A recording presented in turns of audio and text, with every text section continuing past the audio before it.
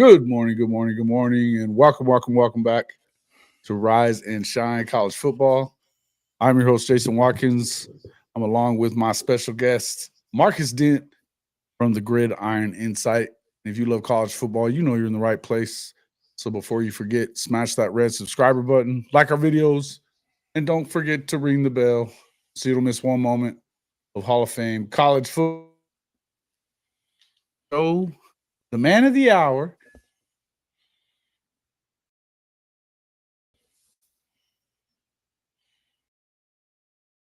Don't tell me that shit's going on again. I got you now, bro. Oh, see, Hey, it went out for a second, man. I ain't know what was happening. I was like, oh hell no, we did not. Stevie G, what's up, guys? What's up, everybody in here? How you? We're going through this again. We just had a little glitch again. There's something wrong. Having issues. Not good. Not good. Don't play Vanity, so let Pavia play. I guess they're talking about the ruling just down with the JUCO deal. I guess That is that stuff. You know what? That's actually a big deal right now.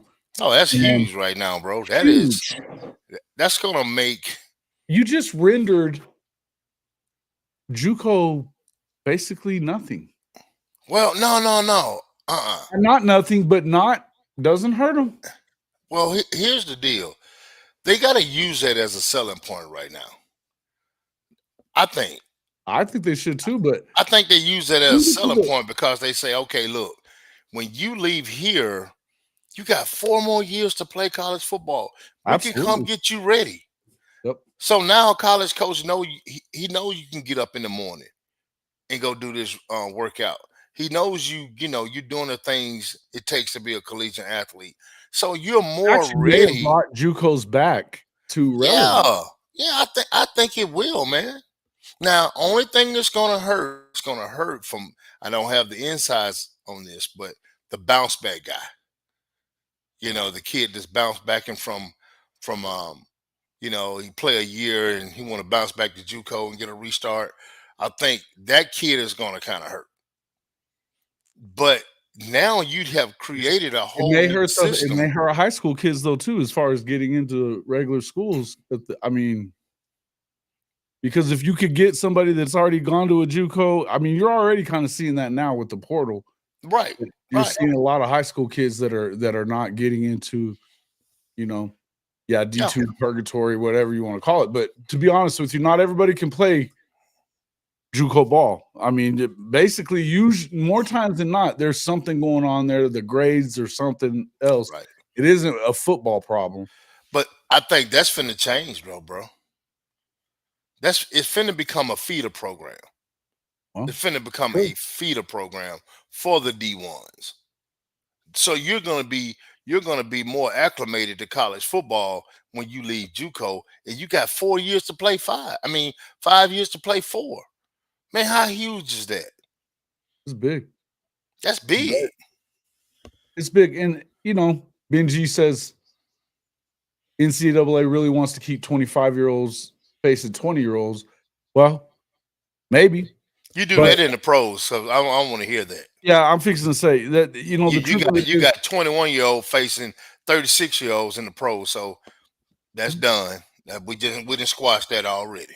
And once you've gone through a strength and conditioning at the college level, that's why they have that rule that you can't even go in to the NFL until after you've played 3 years of college football or been in a system for 3 years, because you have to have had time to build your body to that point. Because even, I think about Isaiah, 6'7", 300 pounds, but or close to 300 pounds, but it's not near what he's going to be whenever, what is he right now? 330? No. He's about, with the season, about 318, 320, something like that. Yeah. But he wasn't he was 288 when we brung him there. Right. When we got there last year, this time he weighed in at 288. So he's picked up some good mass, some good muscle. And that's what I'm saying about the junior college ranks. Hey, you got a new selling point right now. You better run with it instead of complaining about it. Well, and I mean, it just goes to show you how ridiculous the NCAA is. They Yeah. can, they God forbid they ever look a gift horse in the mouth, or they always, they God forbid they ever take a gift and run with it. They're Yeah. gonna they Yeah. every Yeah. time they decide they're gonna stand on something and put 10 toes down, they get bit in the ass for it. It's like, I mean, you might as Yeah. well give it up. Give it Yeah. up. I mean, it's kind of coming out like that, bro. But No rhyme or reason yeah, whatsoever for their decisions, right? yeah. You've got a guy like Cam. Well, they do this number right here, bro. They get the hat and put and pull it out the hat, bro.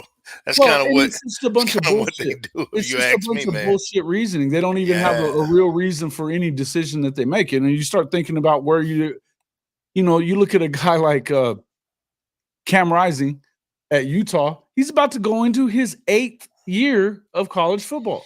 You I got a don't guy at understand how that one Miami. was done, bro. You got a guy at Miami who's been there for 9. You know what they usually call guys that go to school for 8 years? Doctor. That's right. Hey, but look, okay, let's do this. I'm Mhm. finna give it to you again, bro.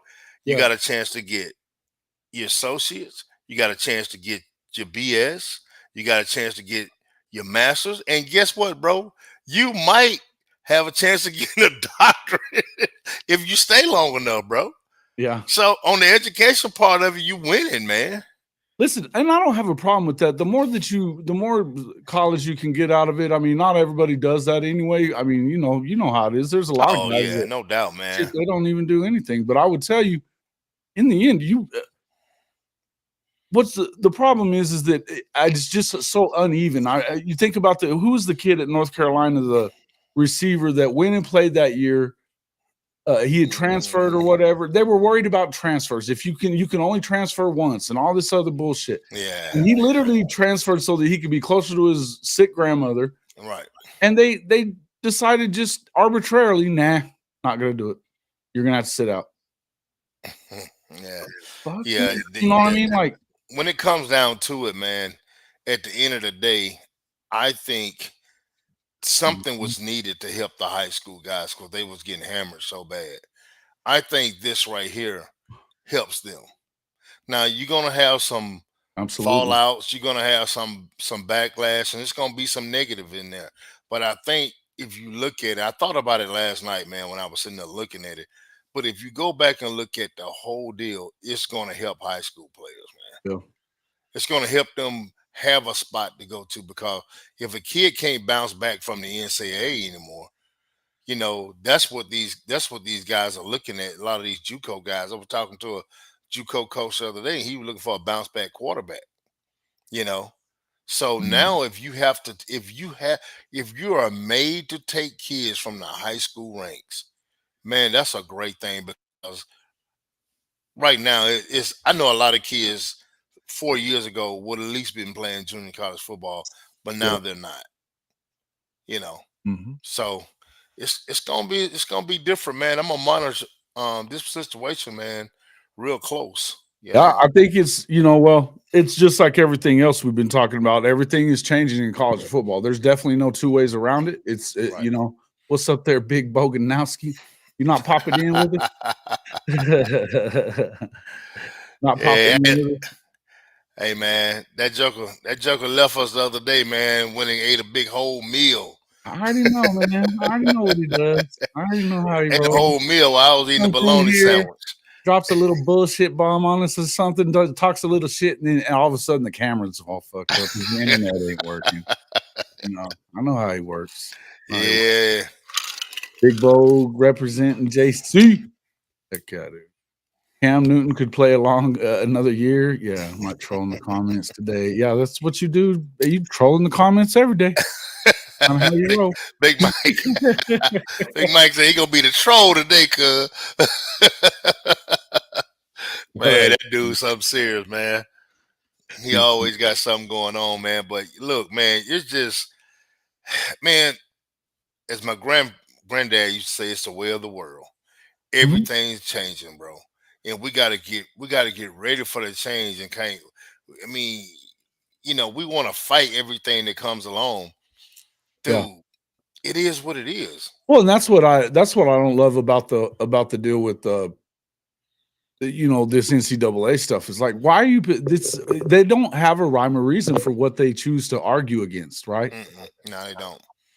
And I don't understand how do you you did not put him in timeout, dude. say what now? Chicken put Big Mike in timeout, I think. Damn. Oh, Hey, that's Lord. crazy, man. That's crazy. But man, I'm gonna take the powers away from Chicken. and look, check this out now. What about our guy? What about our guy? The one that was trying to get down here in Mississippi, the one that that the JUCOs were looking at. How does this helps him, bro? It does. It does. You think about a kid like that. We got a perfect example right there in front of us, bro. That kid go to college for 2 years and get in a program, gain a little bit of weight. Dude, in 2 years, he gonna be a monster. Facts. So it helps him. You tell me how this ruling hurts him. I don't see how it hurts him. It doesn't. No, there's nothing bad. I think it's a great thing for him. Well, you take OU. OU is not a school that has taken a lot of JUCO guys. They don't really like to take JUCO guys. But guess what happens now? Let's just say a couple guys, that looks really good that they want to recruit.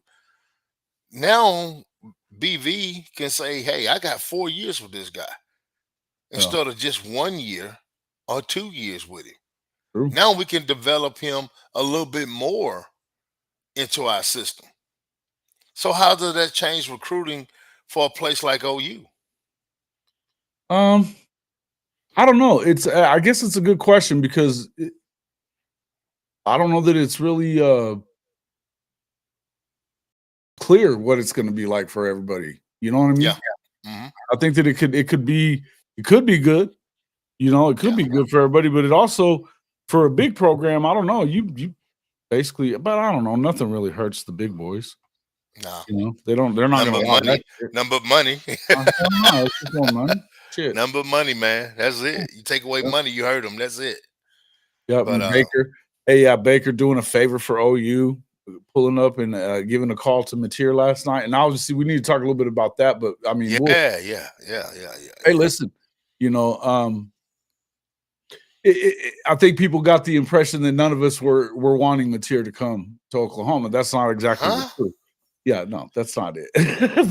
we want competition at every position. And that's the main point I think that all of us made, particularly myself. Now, do I think that Michael Hawkins has an opportunity to beat him out? Sure, I do.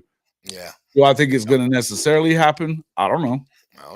I want to see. I know that that's a long time between now and August the 30th when you want to see the competition, man. You want to see the competition. Absolutely. I know he's been with Arbuckle, the last 2 or 3 years, man. But you want to see the competition. You want the best man to win. Yeah. That's just what it is. Sure. No doubt about it. And I think if you're looking at, I can see where if you're looking at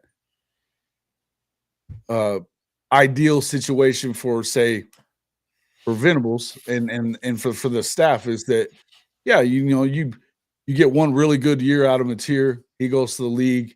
You can redshirt if you don't have any injuries. You could probably redshirt. The Mike, and he still have 3 years. Then you're able to more than likely you got Jaden O'Neal coming next year. You start getting your little rotation going where you're going to end up. I mean, that never works out the way you want it to, but it doesn't. But Jason, you're putting together the perfect scenario. What you're saying, you know what I'm saying? You're putting together the perfect scenario. If he was to come and so happen, like I say, I'm not into who's better, all this, the best man plays, but just say he does beat him out, dude. If he gets that red shirt back and he's comfortable with staying in that position, do you know how big that would be for OU? Yeah, but do you? Well, and I just say if he beats him out, If he If beats he him beats out, him out, you don't if he beats, you don't give it up then, do you? no, Mm-mm. no, you stay and say, hey, look, you beat me out, you going to the league, and then I get this red shirt back, and I still got 3 years to play. Mhm. Okay. You see what I'm saying? So, I mean, like you say, it never comes out like we want it to come out, but yet and still, that's a hell of a scenario, though, bro. That's a hell of a scenario to have. You know, it's like I had a guy hit me up. He was like, "Man, what do you think about Michael Fasucci coming to OU with my son being a tackle?" Hell, I can tell you right now what he'll tell you: bring on the competition, bro. Yeah. That's what it's about. I got a year working with the cat, you know, that you don't have yet, and being with Smitty. Yeah, So yeah. man, bring him on because if we look Yeah. when you come here, leave your stars at the door because that doesn't matter. I mean, we got a perfect situation that we can look at right in front of us. Look at Jaden Jackson. Look what he did. He wasn't a 5-star. Stone came in being a 5-star. No knock against Stone. Stone gonna be a damn beast. Yes. You understand me? Oh, bro, But he's already getting there. He was yeah, at the end of the oh year, he man, looked his really good. length, his size, his speed, man, he he was taking, man, I'm gonna tell you something. I watched him in a couple games that he did get a chance. His motor is crazy. That's one thing I can say about Stone. That damn motor Stone guy is unreal, bro. And he brings that shit to the table, you know. So, but yet and still, some people have more development in certain areas. Benji, that's what you get for being a smartass. Hell no, shut up. You got Biz in the corner, bro. I stuck him in the corner for 5 minutes. Smartass. Hey, that's what's up, man. But look, you think about this, Jason. The receivers that left, I know Mhm. one had a real big issue. The receivers that left, I don't think that they thought we were going to get another quarterback like that. My personal opinion, You mean I like mean, like Mateer, mm. you know, they didn't have a problem with Hawkins, but I think they was looking at, okay, we're gonna be going through the same old, same old, same old. Well, well, and kids don't know no better. You know what I They mean? And don't, bro. if they're, you know, Patience, after man. They well, don't and have shit. patience. But the thing is, though, you can't blame them. It was a shit show. No, man, no, I understand. Look, here's the deal, bro. Look, It's Seth a Littell, business. man, for all the goodwill that he gets for being a national champion and all that other shit, that's about it at this point because of all the shit that you hear over and over and over again.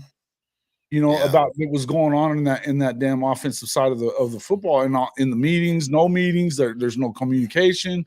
I Yeah. mean, I heard it wasn't. it's I heard it not wasn't good. good, bro. It's Wasn't not good. good. It wasn't good. And look, I think that with Arbuckle, man, I've gone even so far now that I've watched a lot of his Western Kentucky film. I mean, he definitely does some different shit, and Hawkins. But the thing is he wasn't that unproven, though. Is the thing, Professor. Now, as far as what it goes with some of these players, they're going to say what they say, but he went in and proved himself in the first, plays that he played for Oklahoma. Think about it. I mean, he comes in that Tennessee game and goes and puts his body on the line trying to get them back in that football game that Put the Jackson team on his Arnold had back. thrown them out of. Put the team on his back. Thrown and fumbled them right out of that damn game, and he brought them back in it, and then goes and wins his first road game. That's the first time an OU starter's ever won a road start. His first road start. As a freshman. Yeah, as a freshman. Right. Mm-hmm. So, I mean, look, it was the rest of it around there because let's just be real. It didn't get a whole lot better with Jackson.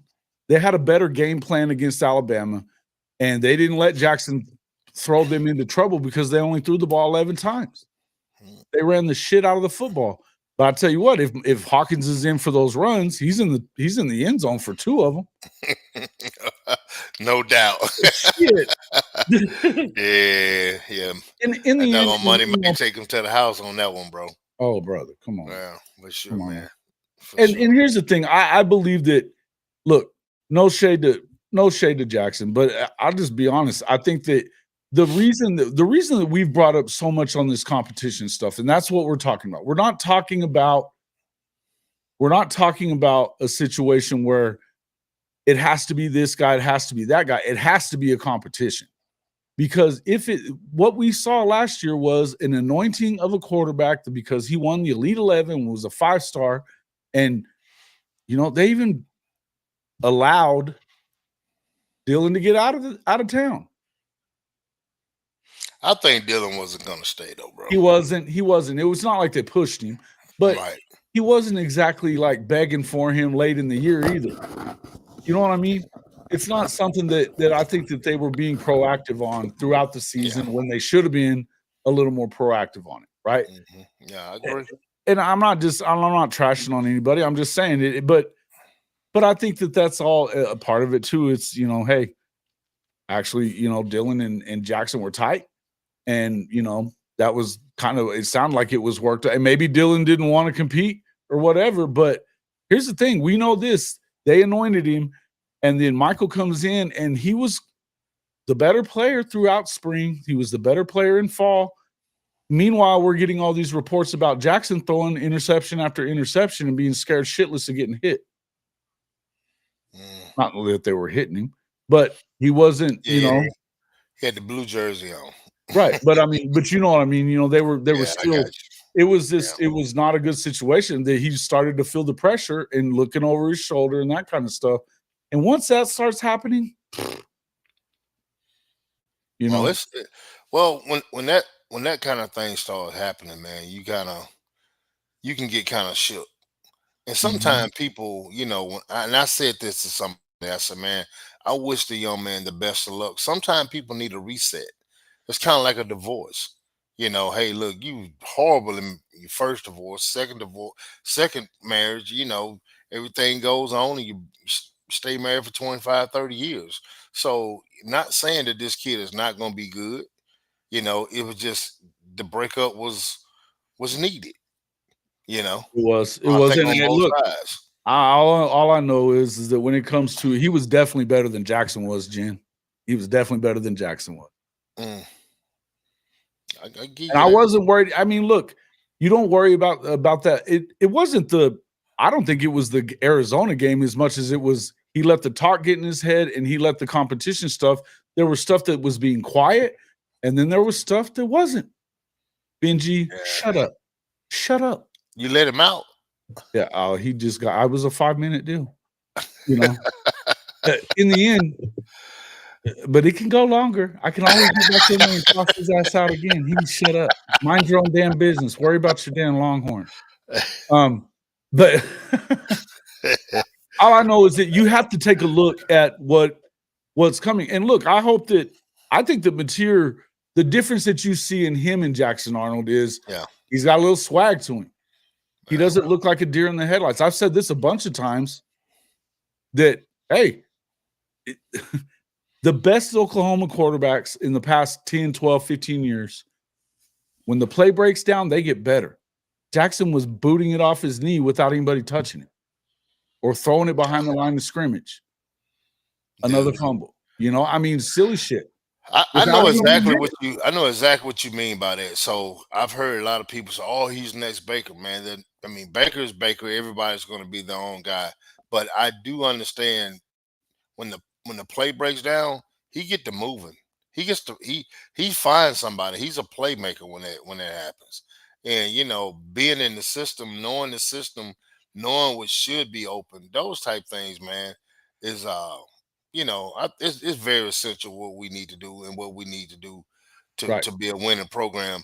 Man, if we can make the top 25, 30 offenses in the country, with our defense, bro, it's gonna be a problem. Assuming the defense takes another step forward, I mean, and It's that's gonna be a problem, bro. absolutely. We've talked It's gonna be about a that a problem. bunch. Look, you lost you lost 3 big time leaders, 4 big time leaders off of that defense that were the senior guys, but really the main 2 that you lost were Billy and of course Danny.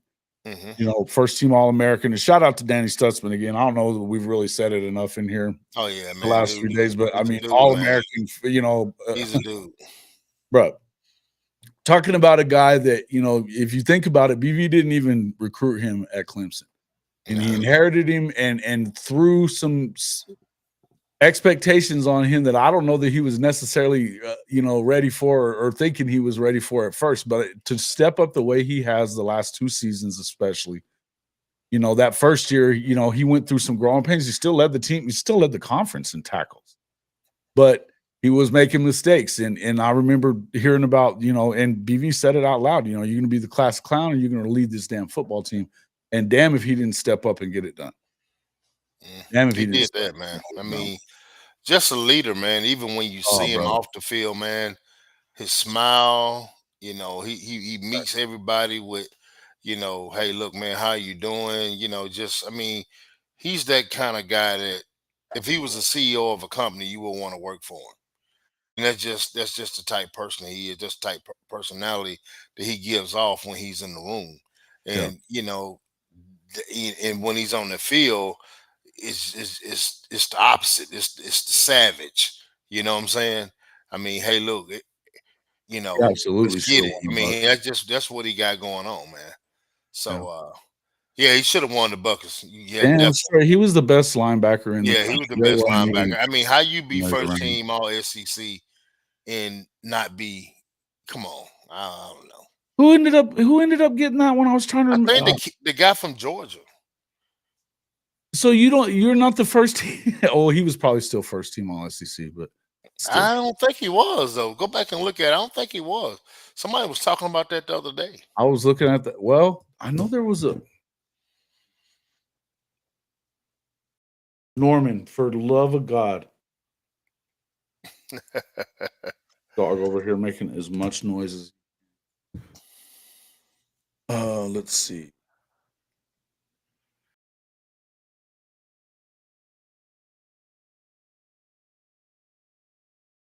I don't think he was. No. It was Oklahoma, Jahad Campbell. It was Danny, Jahad Campbell, and Whit Weeks at linebacker from LSU. So the second he was a second teamer and he won the damn Buckets. That sounds about right. Yeah, that sounds about right. Some BS. It's wild. This is wild. Stutzman was first team All SEC. Mm-hmm. Stutzman was the kid that won the Buckets was not first team All SEC. Somebody said Stutzman wasn't first team All SEC. Yes, he was. Yes, he was. He was first every All American team. He was first team All American too. He's Billy Bowman was what, third team? Third team SEC. He's an All American too. I think he's like second or third team All American as well. That's basically about the same. Art Mason second team. Second team All SEC. Art Mason Thomas, correct. Mm-hmm. The law firm. The law firm. But look, hold on. We got a new law firm in the house. Gibson and Gibson, man. Gibson and Associates, baby. Gibson and Associates. Yes, sir. I love that, man. Great stuff, man. I love it. The new law firm in town, baby. I'm telling you. In fact, for those of you who didn't see this, hold on real quick. Let me share it here. Maybe not.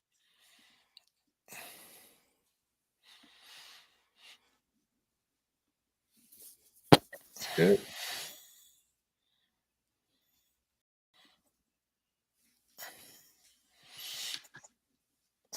I said them making all kind of noise downstairs. Yeah. What the heck? They acting like old Norman in here. Yeah. How is Isaiah? You guys enjoying having him? You should Oh have yeah, come man. get on the show, man. We'd love to have him. Talk to him a little bit. Man, that Joe down there with some of his buddies, man. Yo, Yeah. hold on. I'm finna scream downstairs right quick. Hold on.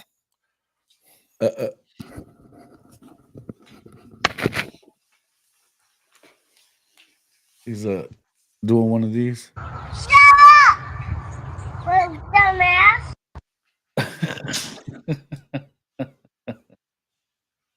I love it.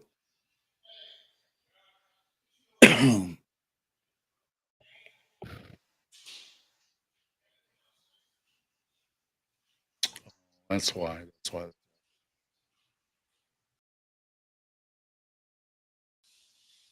Dang it.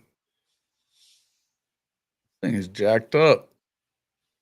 I got all kinds of issues going on this computer today. My other screen ain't working. Hell's going on around here.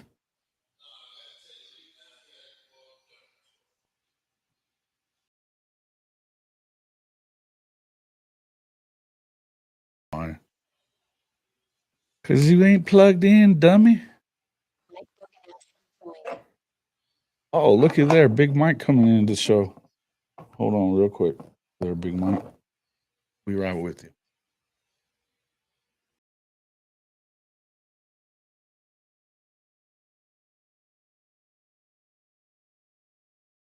What it is? What up? What up? What up? What's up with you? How you doing? Man, just listening, man. Just listening y'all stuff. I figured I'd hop on when Marcus downstairs yelling at the boys. Talking that shit, huh?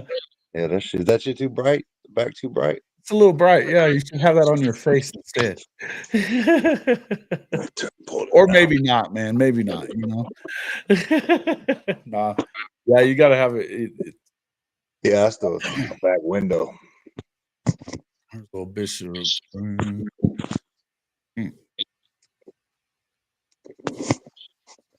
Yeah, man. Old Stutz got robbed, bro.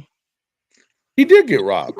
Bro, did you? So I tweeted something today, dude, and I don't know why all of a sudden I got it kind of chapped my ass that he's a consensus All-American, and a consensus All-American, and he's the only one, only one to be one too, right? Bro, listen, hold on, man.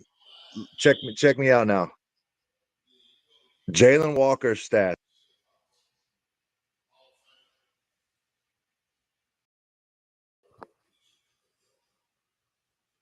Here we go. Frozen. Take your screenshots, boys and girls. Here we go.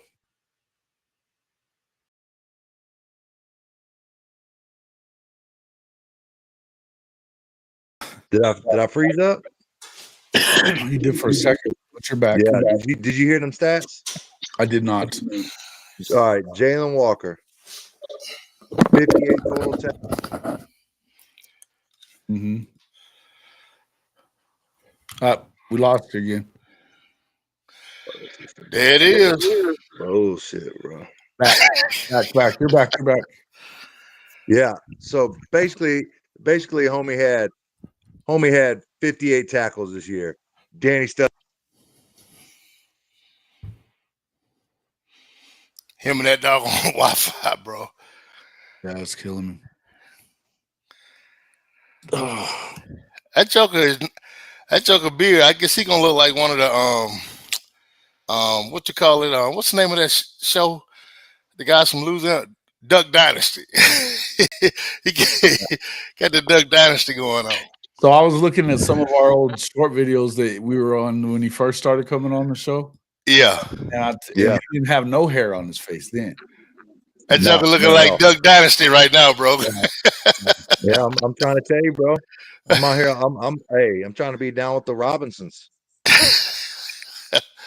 Yeah, I hear you. Hey, man, listen. At the end of the day, dude, I spent 20-some years paying for razors. Them shits are expensive as hell. Yeah, and we got to shave every day, dude. That shit adds up. Mine's getting a little longer lately. I haven't been trimming it at all. Son of a bitch. But it ain't helping with your damn internet service. I'll tell you that. It ain't working as like a damn. What's going on with that? That's just killing me. I haven't really got anything out of you in 3 weeks other than this shit. Just vroom, vroom, vroom, vroom, vroom. It sounds like the lady on the Peanuts, man. Miss Crabtree. Yeah, yeah.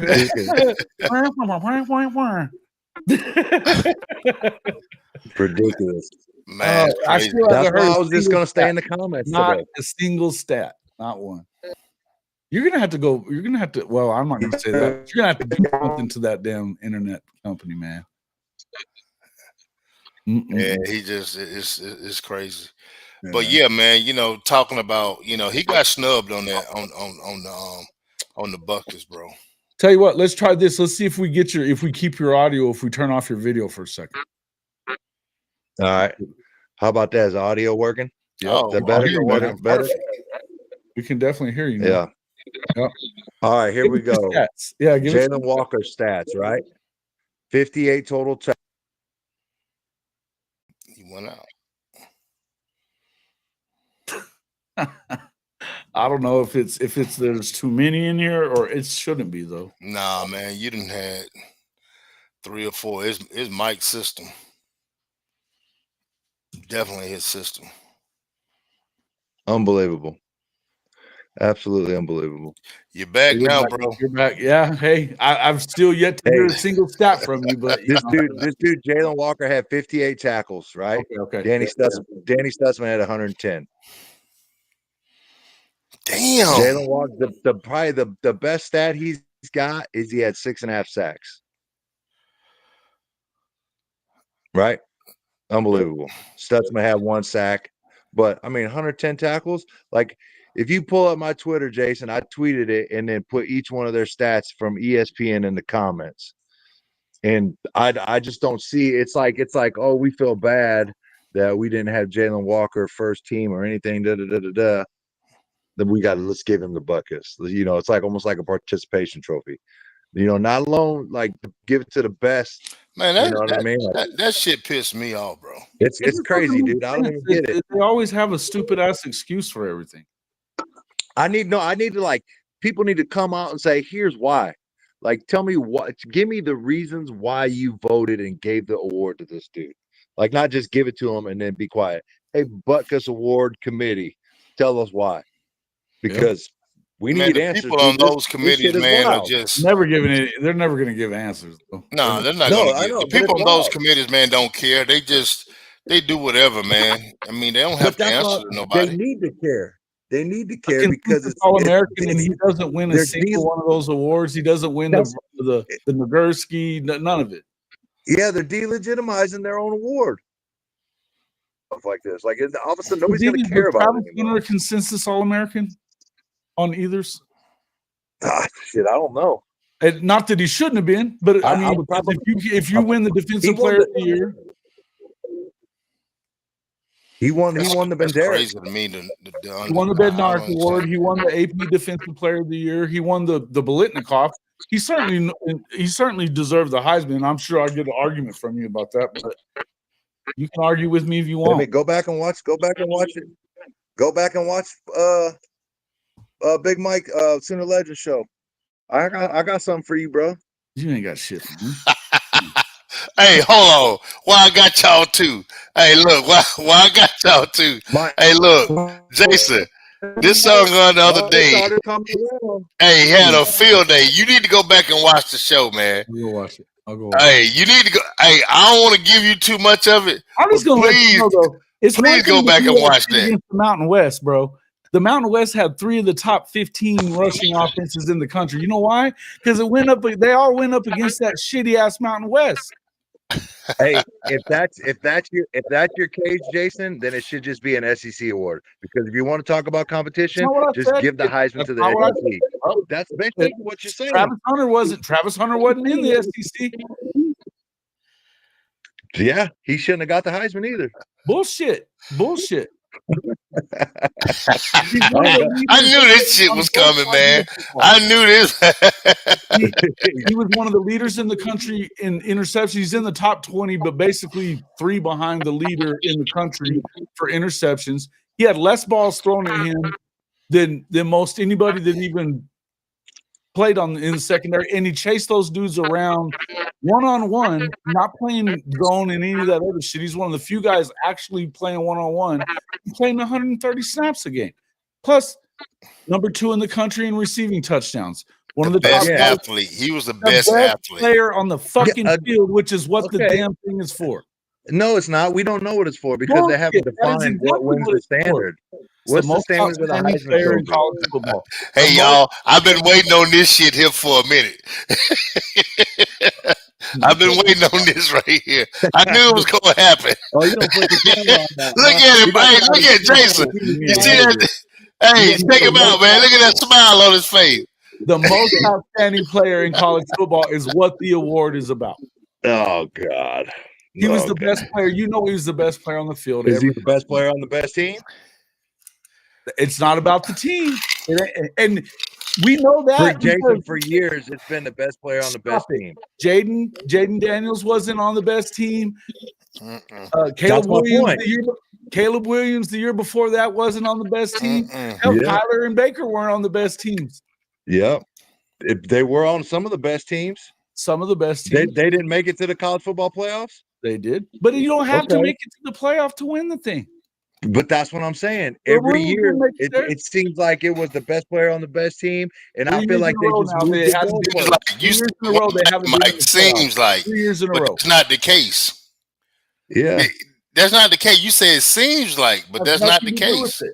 Watch nothing to do with it. It has nothing to do with it. And they lost. They were 9-3. 9-3. Yeah, trash. Don't understand.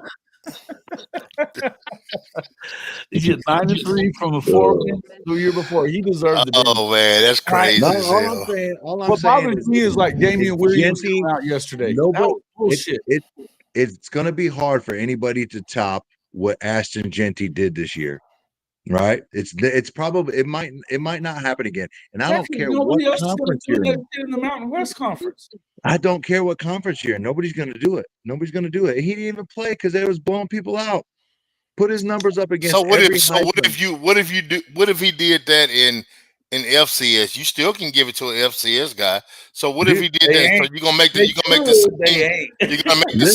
same. If he did, I'm gonna tell you something right now. I think if he did those numbers in the Big 12 with Travis Hunter, they're still giving it to Travis Hunter. If he could have done those numbers in the SEC, and they're still gonna probably give it to Travis Hunter. I don't care where he was at. I think Travis Hunter was the best overall athlete, not the best running back, but the best overall athlete, the best player in the country. If I had to go get a guy, I'd go get Travis Hunter instead of that running back. Player? That's my point. Is it for the best player or the best athlete? Who is it? What is the best player? And he's the best player on the field every week. Okay. I disagree. Who was argue against that? Seriously, when he's playing 130 plays, nobody else. That's a lot of plays, bro. It's a lot of plays. It's a lot of plays. Your life, but is it an endurance award? Is it an endurance award? Is that why he won the Heisman? It's being elite on both sides of the football. I don't think he was elite, bro. He was good. Don't get me wrong. He was one of the leaders in passes defended. He played one-on-one. Dude, the kid is elite, man. He's one of the leaders in interceptions, and he was the defensive player of the year. He's another Charles Woodson, bro. Talking about he wasn't. I don't know if that goes to my point. Should he have been the defensive player of the year? Should he won the Ben Dark? Should he have won the receiver? Should he have won the receiver award? That cat from San Jose State dominated. Here we go with the Mountain West again. Here we go with the Mountain West again. Shit. Don't care. West, bro. I don't care about the Mountain West this year, right? I don't care about conferences. I don't care. That's a whole nother story. I don't care about conferences. I don't care about it. It just seemed like the fix was in before the season even started. Mike, that's the deal that you have. You feel like the fix was in. Yeah. That's what you – so you can't pass. Hold on. Whoa. The fix was in? Bro, the media Everybody campaign hates their asses. No. It doesn't even matter, dude. The media campaign, from ESPN and all them people. Like, go look at the post. It's all about Colorado. It's all about Hollywood. All the stars, everybody coming to Colorado. They love making money off them. They love making money off of them, but they love to hate on their ass. That's my point. That's why he's winning the Heisman, because they're making money. They could not do all of that and still give it to the running back. They could have did all if that was the case. They still made money off of it. Go look at the people's vote. Go look at the people's vote on ESPN. If Boise State makes it to the Natty, you're probably gonna get struck by lightning.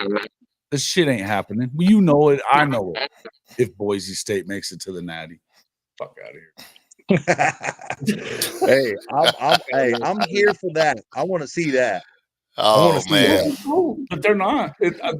I think that the one team that, if we're talking about dark horse teams that could, man, we gotta kind of watch out for ASU. Yeah, but they got good running backs, dude. That dude, Scatbo will put it on you. Cataboot is a bad dude. And you better team tackle that big son bitch, because he's gonna put it on you. You got to. But hey, listen, man. It is what it is. Ain't no use crying over spilled milk. You got your opinion. You're just like everybody else, Jason. You're following the sheep. I'm not going to give it to you, brother. You know all about the Mountain West and the Big West.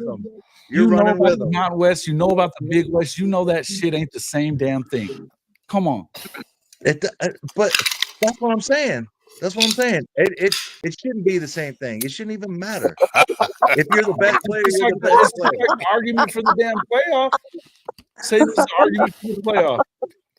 I mean, don't get me started on the playoff. Don't get me started. Those seedings are ridiculous. We went through this today, did we not? This shit is retarded. It's ridiculous. I agree. I agree with that. Hey, Coach Dent. What's up, man? Hey, remember that dinner? Yeah. Somebody ghosted us, man. Hey, look at Coach Rick. Hey, Coach Rick said white on white crime.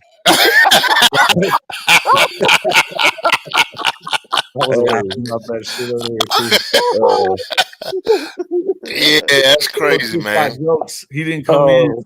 Coach Rick got jokes. I hope. All I know, hey, listen, Chickenfoot text 1 for agree with Jason. Text 2 agree with Big Mike. I see a whole bunch of 2s. Well, it's a bunch of Travis Hunter haters in this show. I promise you that. Oh yeah, you got someone old for real. Someone old for real. That's a bunch of CU Travis Hunter haters in this show. I've been catching. I'm not a hater, dude.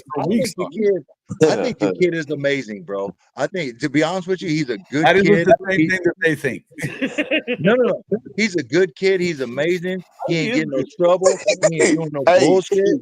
Hey, you politics now. Look, Mike gonna get his out. Shit. That's that drill sergeant in his ass.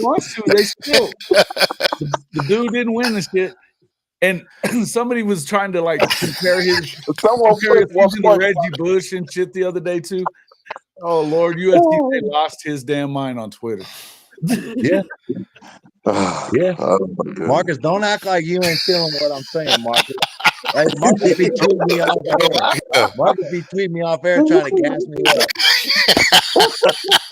I know he is. Hey, put that lighter to his ass, cuz.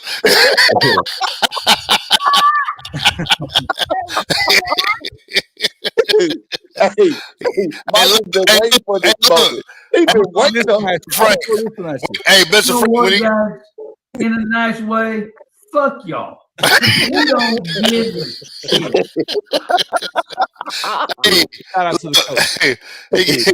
Hey, look, when he got out the phone with him, when I got out the phone with him the other day, I said, yeah, I got him, cuz he gonna break that shit up.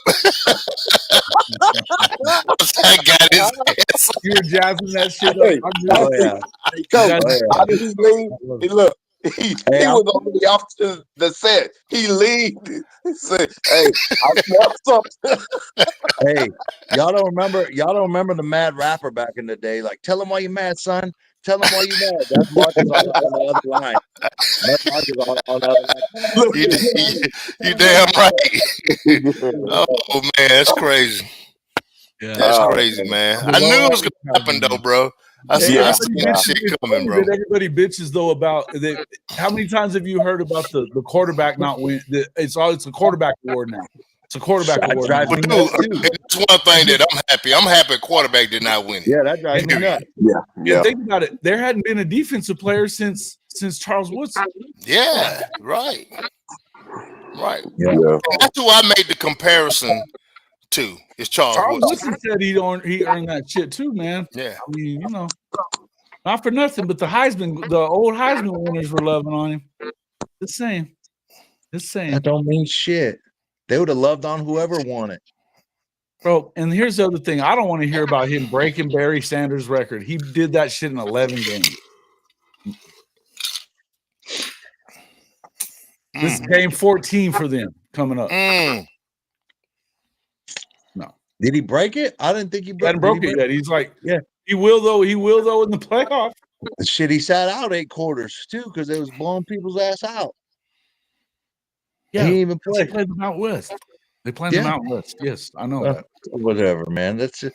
You know damn good and well what it is. Dude, half the Mountain West is in the Big 12 now.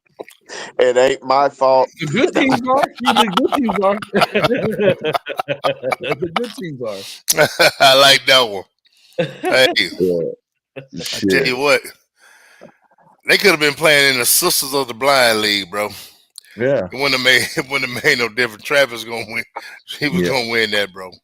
He just it's too much out there. He was definitely a lead on both sides of the ball. If you wanted to argue with it, well, in like Dylan Gabriel, they were undefeated, but he didn't have like a special season. I mean, what you saw from Jaden Daniels last year, as far as his numbers were concerned. Well, let me ask you this, Jason, about Dylan. Okay, you take Daniels. He had a lot of adversity, man. He didn't have the same weapons that Gabriel had. Not taking anything from Dylan. Yes, he did. Yes, he did. He did. First round receivers, bro. Come on. Yeah. Well, I'm talking about line. I'm talking about defense. I'm talking about the whole. I'm talking about the whole thing as a team to be able to have the wins. I think what I'm talking about. Big improvement that he had from one year to the next at LSU was probably what a lot of it was. Yeah. Mm-hmm. And like I said, Dylan got the best players money can buy. So the thing is, I mean, I think also they kind of look at them still as better or worse. I don't think that they look at Oregon as the best team. Man, look at Coach Ricks. Get out of here. Put Coach Ricks in freaking. I don't care if he paid $2 for that or not. What did he say? Grumpy old man. Oh man, that's crazy. Out of timeout. Man, that is hilarious, bro. That's hilarious, man. But yeah, man, like I say, man, what do you guys think about the situation now? Now that we got materials is in house, man. What do you guys think, man? I'm trying to stay even keel about it, man. I ain't pumping him up. I ain't pumping him down. I'm just gonna let it play and observe, man. Like I can't do that, man. And I don't. That's what I was. Yes, pretty much me, man. But it is exactly where I'm at. Yeah. Sit and watch. I mean, it looks good. Everything looks good. We need a couple dudes. Here's what I say: Smitty time, and that says it all. Smitty time. Hey, you go in the blender with Smitty. We'll find out after that. And I say that with Jovannie Gibson too, man. I think his upside is probably better than anybody that we're going to get. I might be wrong, but he hasn't had the coaching. He hasn't had the training staff to be able to to get his body where he needs to be. He's a physical specimen. Just looking at him how he is right now, just plain Jane. He's a physical specimen, man. I can't wait to see what he looks like, this summer after working out with Smitty. He's gonna look different, bro. He's gonna look real different. Material what? Are we talking? I'm talking about Gibson. Jovannie. Yeah. I'm talking about Gibson, man. Talking about that. Hey, let's talk about that, and Rick's will be back in here in 5, so it'll be all right. But I just got chicken for 10. My boy Ricks. I just got chicken for 10. He made a stupid ass comment. That was dumb. And he's made a couple of them. So you earned it, chicken. Just suck it up, Buttercup. No, talking a little bit about that though. 2 weeks ago, we're talking about if you lose some of these guys to the portal and that kind of stuff. And what did Marcus say? He was like, "Man, gotta go get this kid that I saw from Arkansas Pine Bluff," and he's telling me about him and stuff. And then Riggs calls in, "Hey man, that's my cousin or my nephew you're talking about." We're like, "What?" Go watch this kid's film. It's unbelievable, guys. Unbelievable. Yeah, he is a ball player, man. Yeah. But you know what, Jason? I think I'm not talking about OU. I'm talking about college football in general. I talked about this on my show. Mm-hmm. If they would go back to some of the grassroots recruiting, I think you could get some of these kids. Mm-hmm. And what I mean by grassroots, you remember back in the day when we was in high school, you would see 10 coaches over there in the back of the end zone huddle up. You know, they wouldn't come to look at no Pacific kid. They were just coming to see what they could. And they did come to some of the bigger high schools, but they only come now if they come to see a Pacific kid. Right. You understand what I'm saying? And if you don't have the money, if you don't have the money to go to camp, you don't have the money to do some of these other things, you're gonna get looked over. Right. You're not playing at a high school that, let's just say your viewing area is just, the news is not giving you any pub. Man, you're going to get looked over. I've seen it too many times, man. I have seen it happen too many times. And I think, if I'm not mistaken, the leading receiver in the SEC came from the same conference. You see what I'm saying?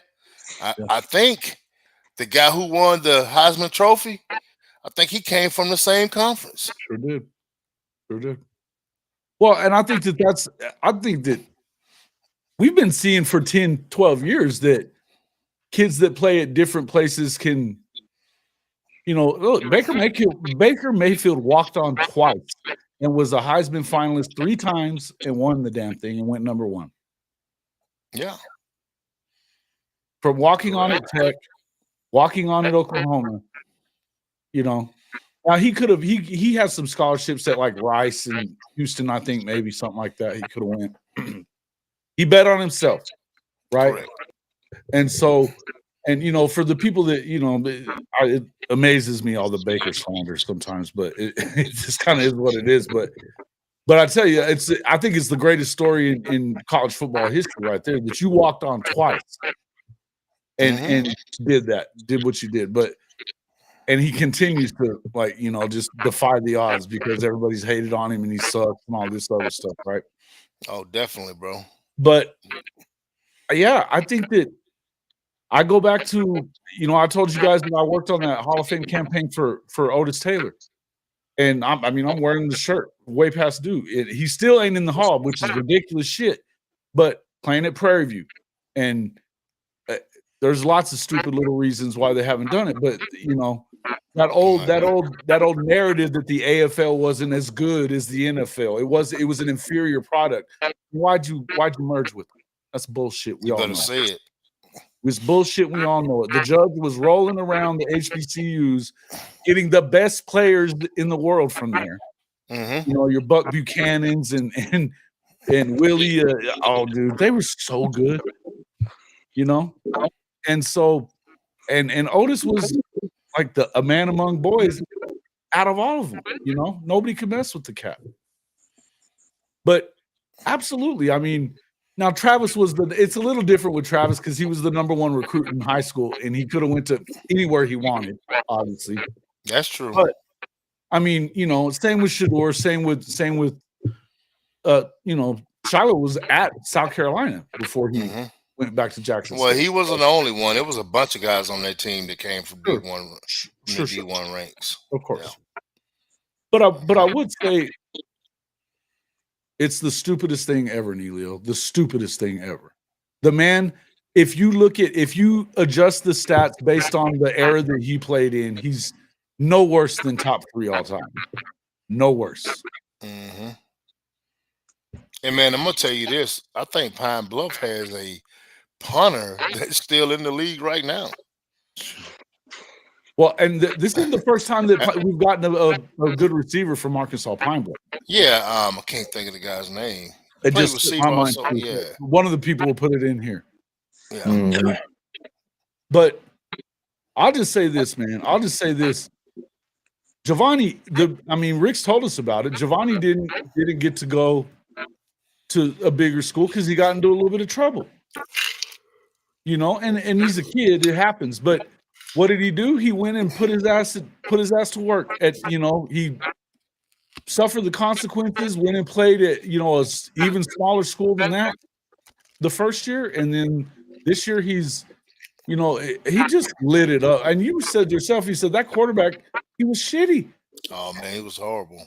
And he was horrible. And here he is. He still led the entire FCS in receptions and yardage. Yeah, he was horrible, bro.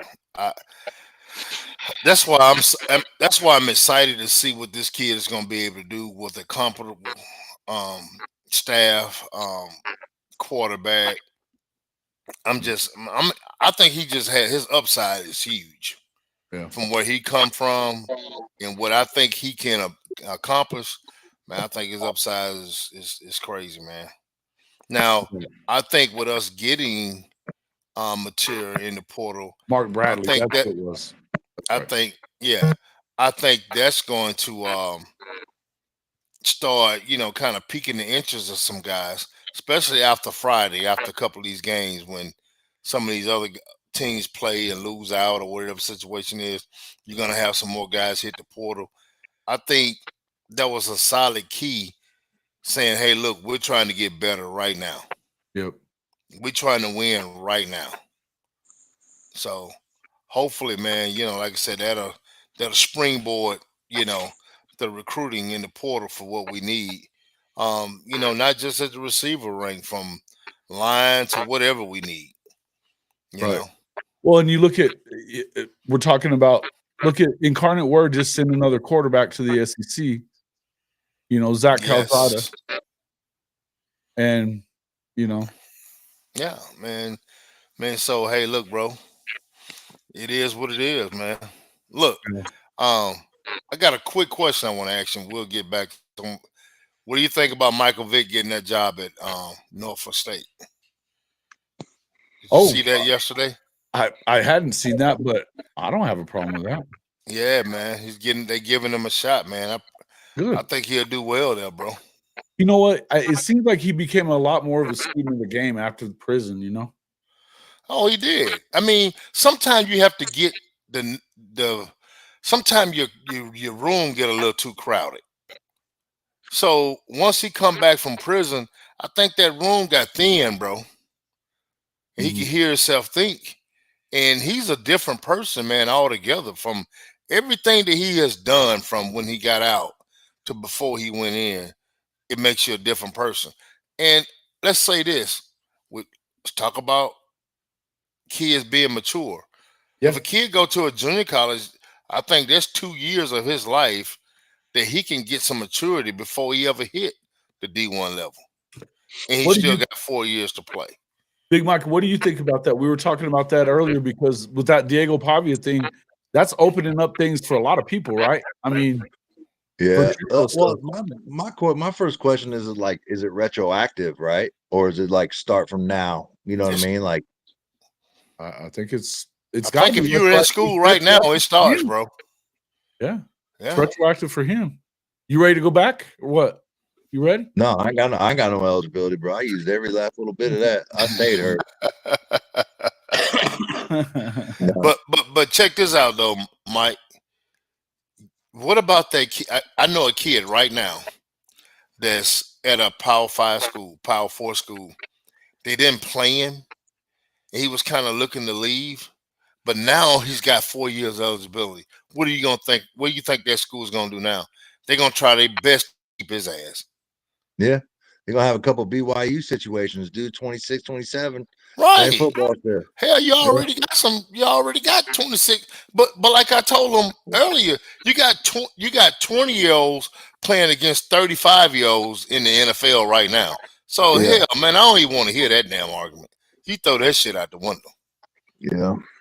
Hey, Mike, do you see this question? Yeah. I know Southern JC squad went up against Hayes this past season. I don't know. Hayes has squeaked by us 3 years in a row. Derek Simmons. Holy shit. Oh, wow. Derek Simmons commit. That's that big time lineman. I like that. I like that lineman from Washington State, man. I ain't gonna try to say his name, but Big Bill getting in his bag. Big Bill cooking, man. Let me check this out, bro. Getting in his bag, man. What was that guy? What was the kid's name? Derek Simmons. Hey, but Neilio, real quick, they're a good team, man. I wasn't surprised. Did they win it, or did they lose in the 5A championship? I think got as far. I don't know. Yeah, I don't remember. I think he said something about it before, though. But hey, I'll say this real quick. But while we're waiting on that answer, for all of you Big Bill haters, y'all better start apologizing to that man.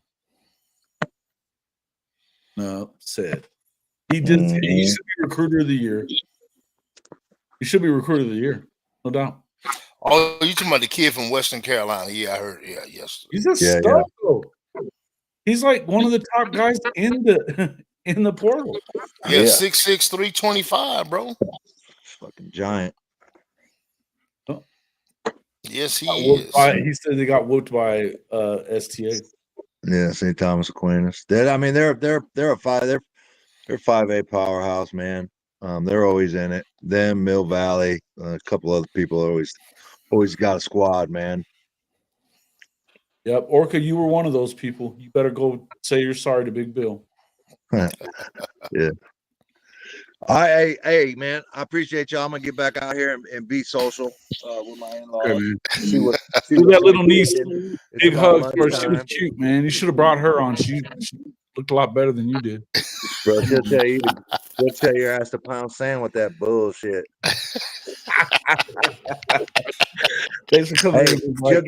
You'll have a new recording that you can hit. You know what I mean? But it'll have a little Trini accent. You want answers? I think I'm entitled. You want answers? I want the truth. You can't handle the truth. Yeah, a little Officer and a Gentleman. I like it. That's not Officer and a Gentleman. What is it? What is it? Hold on, I messed it up. What is that? You can't handle the truth. That's bro. That's Jack Nicholson. Damn, what the? Come on, man. Jack Nicholson and Tom Cruise. Yeah. God damn, I couldn't think of the movie. You get that? Come on, man. It's man, you made me remember the damn. Forget the name. It ain't Officer and a Gentleman, though. Yeah, it's not. It sure the fuck ain't. A Few Good Men. Damn it. A Few Good Men. Hey, listen, man. I've had a lot of concussions in my day. All right, so there's got to be some. So have I. I got it. We got another one here. Sooner Legends, $20. Big baller. Keontez Lewis, East St. Louis. Thanks for the hey, man. Appreciate you, brother. All right, bro. Appreciate y'all. All right, bro. Good, man. Yep. Thank you for the super chat there, Legend. Keontez Lewis. Yeah, dude. I haven't watched a ton of his film. I watched a little bit of it last night. He's a stud. Straight up stud. What's up there, man? You keep popping in and out. What happened? I was trying to see if it was due to my phone, but it has like a background noise when you guys were talking. We're probably going to do this for another 20 minutes, maybe, but because mine was doing the same thing, bitch. It's been kicking us out. It kicked me and Den out when we first got in. I was 20 minutes behind because of I couldn't even get the camera to pop up. I don't know what's going on with it. Yeah, but hey, Dent. What's up, bro? He slipped on out quick, did he? Yeah, man. Mike had to get this shit off his chest, bro. He did. Yeah. I had been gassing his ass ever since Monday. So I figured it was something to do with your ass too. I've been gassing him ever since Monday, man. Sounds about right. Hey, Jason, we were talking. All of a sudden, we see him lean. He said, "Oh yeah, oh yeah, they cooking good." Hey, he bounced on us, man. I had to go eat a Quick. bologna sandwich, bro. Uh-huh. He eating that good man. Trinity food right now, so he's Yeah, straight. yeah. Dirty dog, man. That's funny stuff. Funny stuff. Were you able to find that, Jay? What? Which one? Keontez The Lewis? new recruitment. Yeah, it's Simmons. Yeah, that's a big get. That's huge, man. He's one of the That's a big get.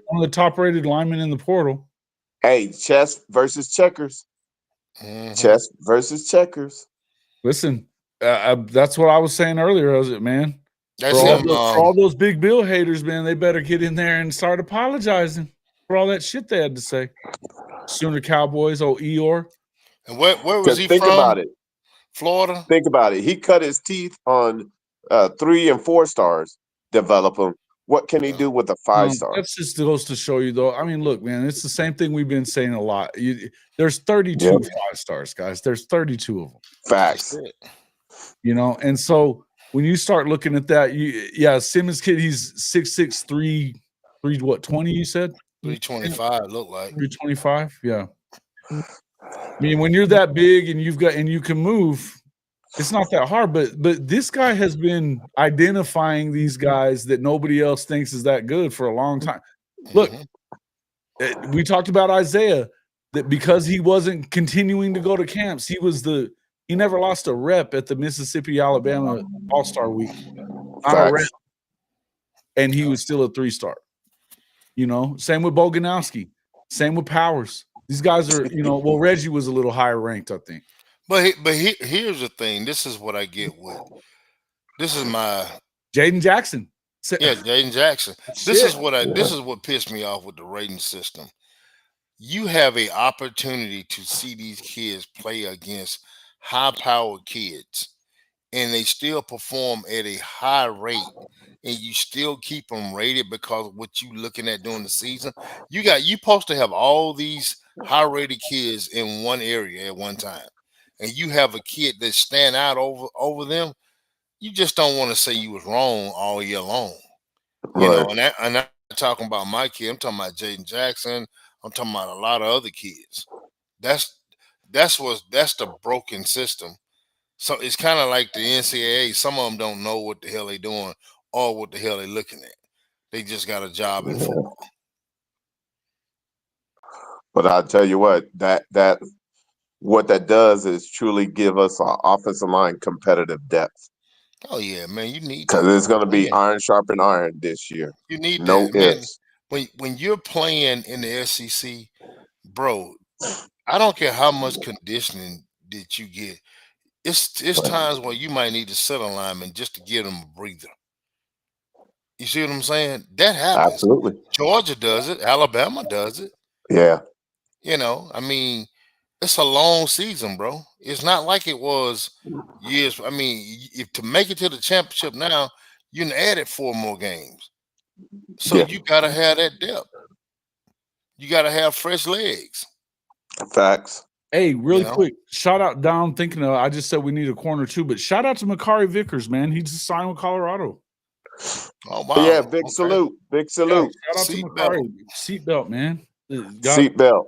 They were on him the second he got in the portal, man. They were on him second he got in the portal. But man, dude, they doing some things, man. They got Jaheim Otis, bro, out of Alabama. Yeah, that was a big get. That was a big big get, bro. Huge get. Let's just be honest. That's a huge get. Well, you got to look at 2 things. Well, defensively is what they really needed help with too. You know, yeah, hold out man, there. you got Warren Sapp teaching that young man. Come on, bro. Yeah. And see, you know, you got the Under Armour guy from Mississippi. He real tight with that kid, and him and Dion real tight, man. So I think that was a little bit of that connection. Right. Maybe not. I don't know. I might be just be throwing something out there crazy. But when I seen the Colorado, man, I was not surprised. Well, what I did see is that they kept making adjustments versus last year. They made they didn't make the adjustments last year. This year they were able to make adjustments, so they're going in the right direction. I mean, they're going. They're gonna be a force, man. I don't. Everybody thinking Deion might leave. I think if he wasn't able to get these recruits or whatever, then he might take a shot at the pros. But man, I think right now, man, his recruitment going pretty damn good. You've heard him say though that he doesn't want anything to do with the pros for a long time. Yeah.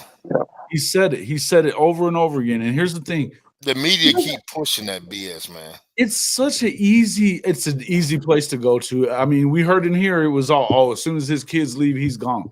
He's just gonna bounce. He's been recruiting all year. He's been recruiting all year, and he was even being innovative with recruiting. I thought it was a smart thing when they went to UCF, beat the shit out of that team, and he had a bunch of Florida guys coming to the game. Crazy. Meeting them out there on a road game, and smart way to go about it. But I'll tell you this, and look, I don't think that everything that he's done is right. I think that you have to be better in the high school recruiting. I think he's done that, but he's proven that he can recruit whoever the fuck he wants to go to Colorado. He doesn't have to go anywhere. Well, Lincoln unless you're going to go to the SEC, yeah. Unless you're going to take an SEC job, or you could say Big Ten. He's not going to take a Big Ten job. He don't want shit to do with the Big Ten. No. He could take but I don't think he would take Florida State even. Because why everything at Florida State now is broken when it comes to Deion Sanders. Trust me, I know people down there. That's just not going to happen. It's not going to happen unless that whole administration is gone.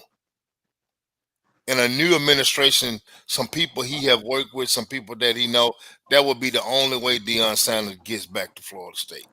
That's it. But this administration, President, AD, it ain't happening, bro.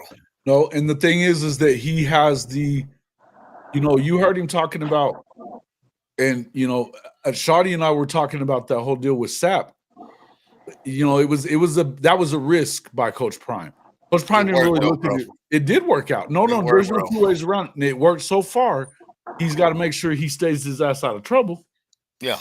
Because he's not that far removed from being in trouble either. That's the only thing that it was a concern. But again, they've done everything that he's asked them to do, though.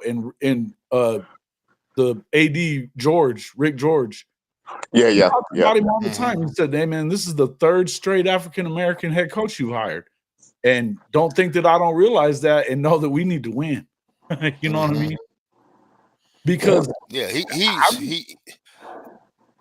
does things differently, and they definitely do things live and on television, right? But in which they in your face with it, bro. They in your face with it. And some of it is kind of ugly, but they were quieter this year for sure.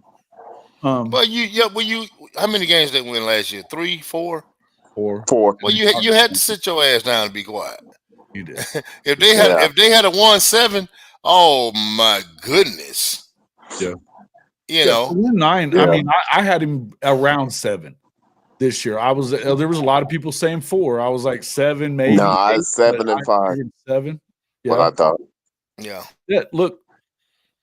But I'll say this: when you have a quarterback like Shador, and a guy like Travis Hunter too, you're going to put a lot of people in jeopardy. You know what I mean? I thought it was, the losses. 2 of the losses they had were at home. So it is what it is. But they lose to?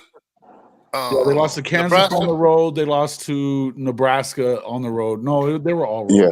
Actually, except for the one K-State beat them. And they lost to Kansas.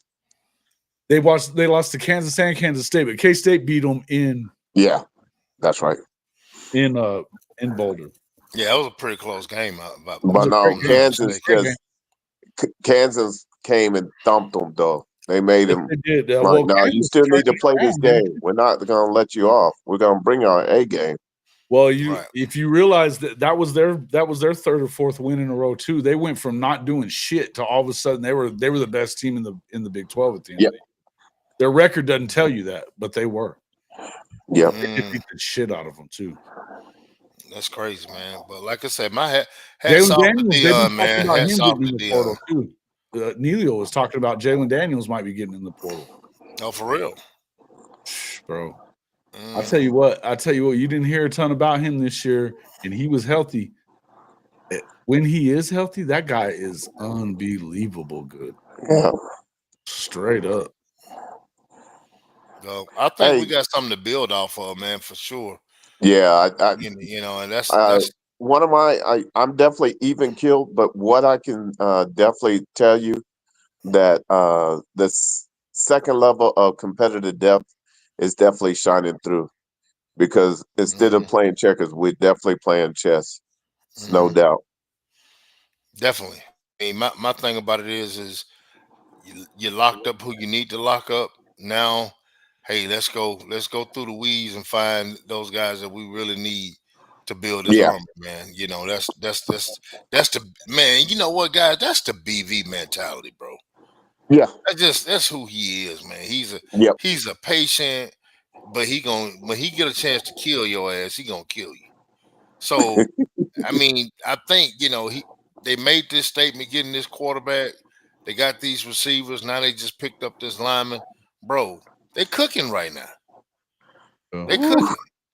Everybody thought we weren't even in the kitchen a couple days ago. They thought all the eyes, and we didn't even have a stove. Oh Lord, but we're cooking right now, though. Yeah, hyperbole. The the tendency for hyperbole around Norman is real. Probably so. Yeah, probably so. What were you saying? Yeah, I agree, Neilio, that CU's defense got way too cocky. They started reading the press clippings. No doubt. Yeah. Well, and I think it was pretty clear that Arizona State had probably the best defense in that league. Look what they did. Iowa State came into that championship game, and I was thinking, oh man, I don't know. Arizona State defense is nasty too. Nasty. I'm telling you, I would have never saw that coming. I never saw that coming, Jason. After they played Mississippi State, and I mean, it wasn't a big win. I was like, man, they're gonna struggle. Well, Mississippi State was bad, and they were playing what's his name, that quarterback from Baylor, and he was shaping. And he's been shitty. You know, he's been shitty. I could not believe that Levy took that cat over there. I think he was needing experience. Was a bad dude. And you know what's so sad about being shitty. Iowa State? It's almost like they didn't expect for ASU to come with the way they did. But it's like then you wasn't paying attention to the film.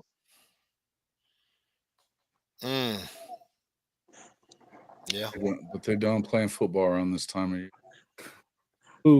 Who is? Who we talk? Oh, CU.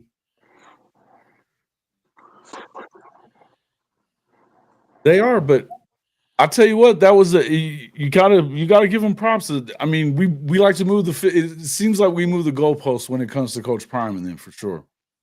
You know. Oh hell yeah! Come on, cuz that ain't no. That's we do. They move it. They move I'm not saying that I love everything he does, because I think some of the stuff. I don't like it. I used to be one of the world worst as a high school coach. You know, I look at some of my friends that coach in college football, and their biggest gripe was he didn't come up through the ranks. Excuse me. But I come to find out, man, a lot of guys that play in the NFL, they have a hard time getting college jobs, man. Yeah. They have a really hard time getting college jobs. Why is that? Man, because you take a cat that played in the league 7 years. So he get ready to come back. Who's going to be coaching that position? Man, some young guy, that doesn't have the experience that he has. but has a relationship with that head coach. And Right. and it's just like if you bring those guys in, it's like those. I mean, it's like almost like a taboo, because everybody's gonna trend to them because they done played, they done done it. Well, so they're doing that. They're making sure that it's job security is what it amounts to. That's exactly what it is. Exactly I got a what it buddy is. of mine right now, played 7 years in the NFL, cannot get a job. Perfect dude, got all his paperwork, cannot get Wow. a job. Now he can, but here's what they do get. Man, they'll have kids lined up to damn China to train now. There's one thing that they can do. They can put out, say, hey, we're gonna train, and I'm training kids. Parents, they coming left and right. But that training money is not the same as doggone being on a P4 job as a position coach. Yeah. I mean, you making great money training, but what if a kid just drop and say, well, I'm done training? I mean, your money, now you got to go out and find a kid to replace this kid that you was making $300 a month off of. You see what I'm saying? So, man, it's tough on those guys. So, like I said, I got a buddy of mine. He's up in Michigan right now as an analyst. Got a Super Bowl ring. Won't nobody hire him, bro. That's crazy. So I look at Sam Shade, Alabama, Miles College. I look at Eddie George, Tennessee State. I look at Dion was at Jackson State. Mississippi Valley's finna hire Michael Spurlock, played with the Redskins. Michael Vick just got hired at Norfolk State. So these guys are using the HBCUs to go through to get into the college ranks, and it shouldn't be like that. It shouldn't be like that. Pretty wild, yeah. It is what it is. Wow. That's where they have to go, and you're right. I hadn't even realized that, but you're right. Head coaches can go back and forth, but that's about it. Mm-hmm. Yeah, that's it, bro. no doubt. That's it. And then look at the money, though, Jason. Look at the money difference. Big time. It's big time money difference, bro. I just figured a lot of them didn't want to go back to college because of the recruiting and all the time. You don't get that same amount of time because of the collective bargaining. Hey, you're gonna have to hit that mute there, Bishop Frank, whenever you're clanging around. What's up, Coach Ricks? What's up with you? What's going on, fellas? How's everything going? Man, what's going on? You out of timeout, Coach? Yeah, Jason took me out of timeout. He got mad at me. You deserved that shit, just like Chicken did. Chicken caught a 10-minute one. We always hear about black on black crime, but we don't ever hear about white on white crime. So I guess he got mad at me. That ain't what it was. Man, look, that crap was funny, man. Grumpy old man bullshit is what got it. It seems like you're a little older than me. So, okay. Nice try. Hey, Mr. Dent, you left one out, man. You left out Eddie George. Eddie. Yeah, Eddie George is Tennessee State. Yeah. East Tennessee. He's doing a great job too. Oh yeah. My Eddie George, Tennessee State. Yeah. Yes. Hey, don't forget. I thought I said him. Eddie George from Ohio State. Eddie, the running back that used to play for Tennessee. Yeah. So oh yeah, you were talking about. Oh well, isn't there another Eddie George coach somewhere in the. Oh, you talking about Eddie Robinson at Alabama State? Eddie Robinson. Eddie Robinson. He's not. He's Hines Ward is at ASU. Yeah. I mean, you got to look at it right now, man. Man, hats off. It's not about money for Michael Vick. No, it's not about money for some of the others.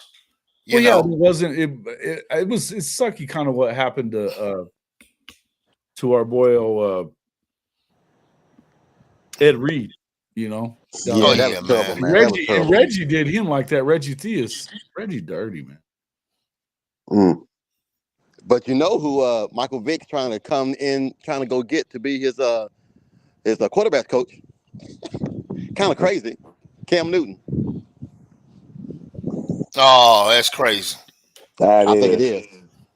But I mean, hey, I don't know. Hey, but look, I said, look, Cam got the 707. I done coached against Cam. A lot of people don't like Cam, man. Cam been cool as hell with me, bro. But check this out. You look at his avenue. That is where he might. I mean, he might excel in that. He might. He might. I like it.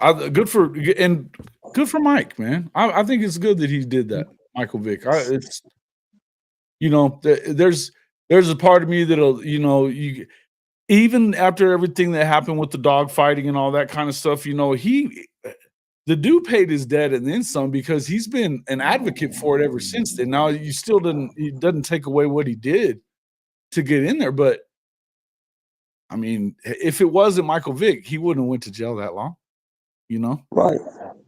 He wouldn't have went to jail that long. But they made an example. But yeah, man, I think good for him, man. I always thought a lot more of him after he came back, and I'm a big dog lover, so it was hard for me. What's up, man? Thank you there, Woo Pig. Hey, man, I was the other night. Man. Yeah, you're welcome in. Appreciate that, and appreciate you hitting the click, man. When you guys going back on? My guy Woo from the Woo Pig podcast. Hey, they have a great show, man. You want to talk about calling it like they see it? They don't play. They do not play on the Woo Pig. No, have you seen the Woo Pig podcast there, Marcus? Say what now? Have you watched the Woo Pig podcast? No, I haven't. Bro. These guys, they don't pull. They call it straight down the middle. Straight down the middle. Woo Pig. Hey, he told this kid out. He told this cat the other night, "I'm about to make your ass famous." Billy the Kid, bro. He Billy the Kid. Hey, look, crying, laughing, man. Hey, that used to be one of my old saying, bro. Yeah. Hey, he mess around, I'm gonna make your ass famous, bro. He wore that dude out. He told him, he said, "You gonna come in here saying all this shit?" He goes, "Now I'm gonna tell you." He got on his ass. I was laughing. And then that whole crew, all of them are really good, man. Really good. I'm gonna check them out, bro. Love the show, man. Yeah, you check them out. They're on tonight, so get over there. You guys should go check them out. They a lot of good basketball stuff. They got basketball fever for sure with Calipari there. And oh yeah, okay, I got you. Yeah, I got you. Are there any fans left for Arkansas? Oh, Texas fan talking shit, Benji. You're gonna get made famous too. You should go check him out. Troll over there, see how that works out. Put them clamps on his ass. That's not true. That's not true, Sir Legend. I can tell you now that cockfighting stuff in Oklahoma, come on, man, you know better than that. What did he say? I missed it. Yeah. He said that they would have done the same thing because it's frowned upon like dog fighting. No, it isn't. Dude, let me tell you something, bro. Do illegal shit around everywhere for that. Let me tell you something. Let me tell you about Mississippi dog fighting and cockfighting. Dude, I used to go in side bet on cockfights. You hear me? They still do it in Mississippi and Alabama. I've seen it a bunch of times when I was a kid, man. We were around a lot. And they still dog fight, bro. They still do that in Oklahoma too. Yeah, I mean, so the thing about it is, bro, you can't sit up here and say this and that, man. The way this world is right now, man, look, everybody got skeletons in their closet. This guy went and did his time, and whatever the situation is, he's a better man, man. He's the right person for that job. If he's gonna bring Cam Newton, man, you think what kind of money these two guys gonna generate, bro? They finna generate some bread for that school, man. You see what I'm saying? You mess around and get Cam and Vic on the same team. Cam is another media guy. This podcast is crazy. Oh man, I love it. I ain't gonna tell you no lie. It's crazy. Some things I don't agree with, but I love it. You know, and what I like about him, he give props to you when you deserve props. Me and him had a run-in. I think it was 2017. He came in with his crew, and we had already played a game against Texas Elite, and he was like, "Hey," he called me Mississippi. He said, "Hey, Mississippi, y'all mind going to the other side? Cause we just got off the bus. We got a lot of stuff." I'm like, I'm not gonna make my kids move just because you Cam Newton. Now I'm not gonna do that. So I was like, "Nah, man." I said, "We was already here, man. We just played a game, man. Y'all gonna have to hustle on over there." He looked at me. He said, "All right, Mississippi. All right." So, man, the game started. Bo Nix was his quarterback. So the game starts, man, and man, they boom, 14 shit. I'm like, okay, yeah, they finna try to bust a clock on our ass. Well, look, we messed around and got a pick, and then we had a couple plays, man, and we got into it with them, bro.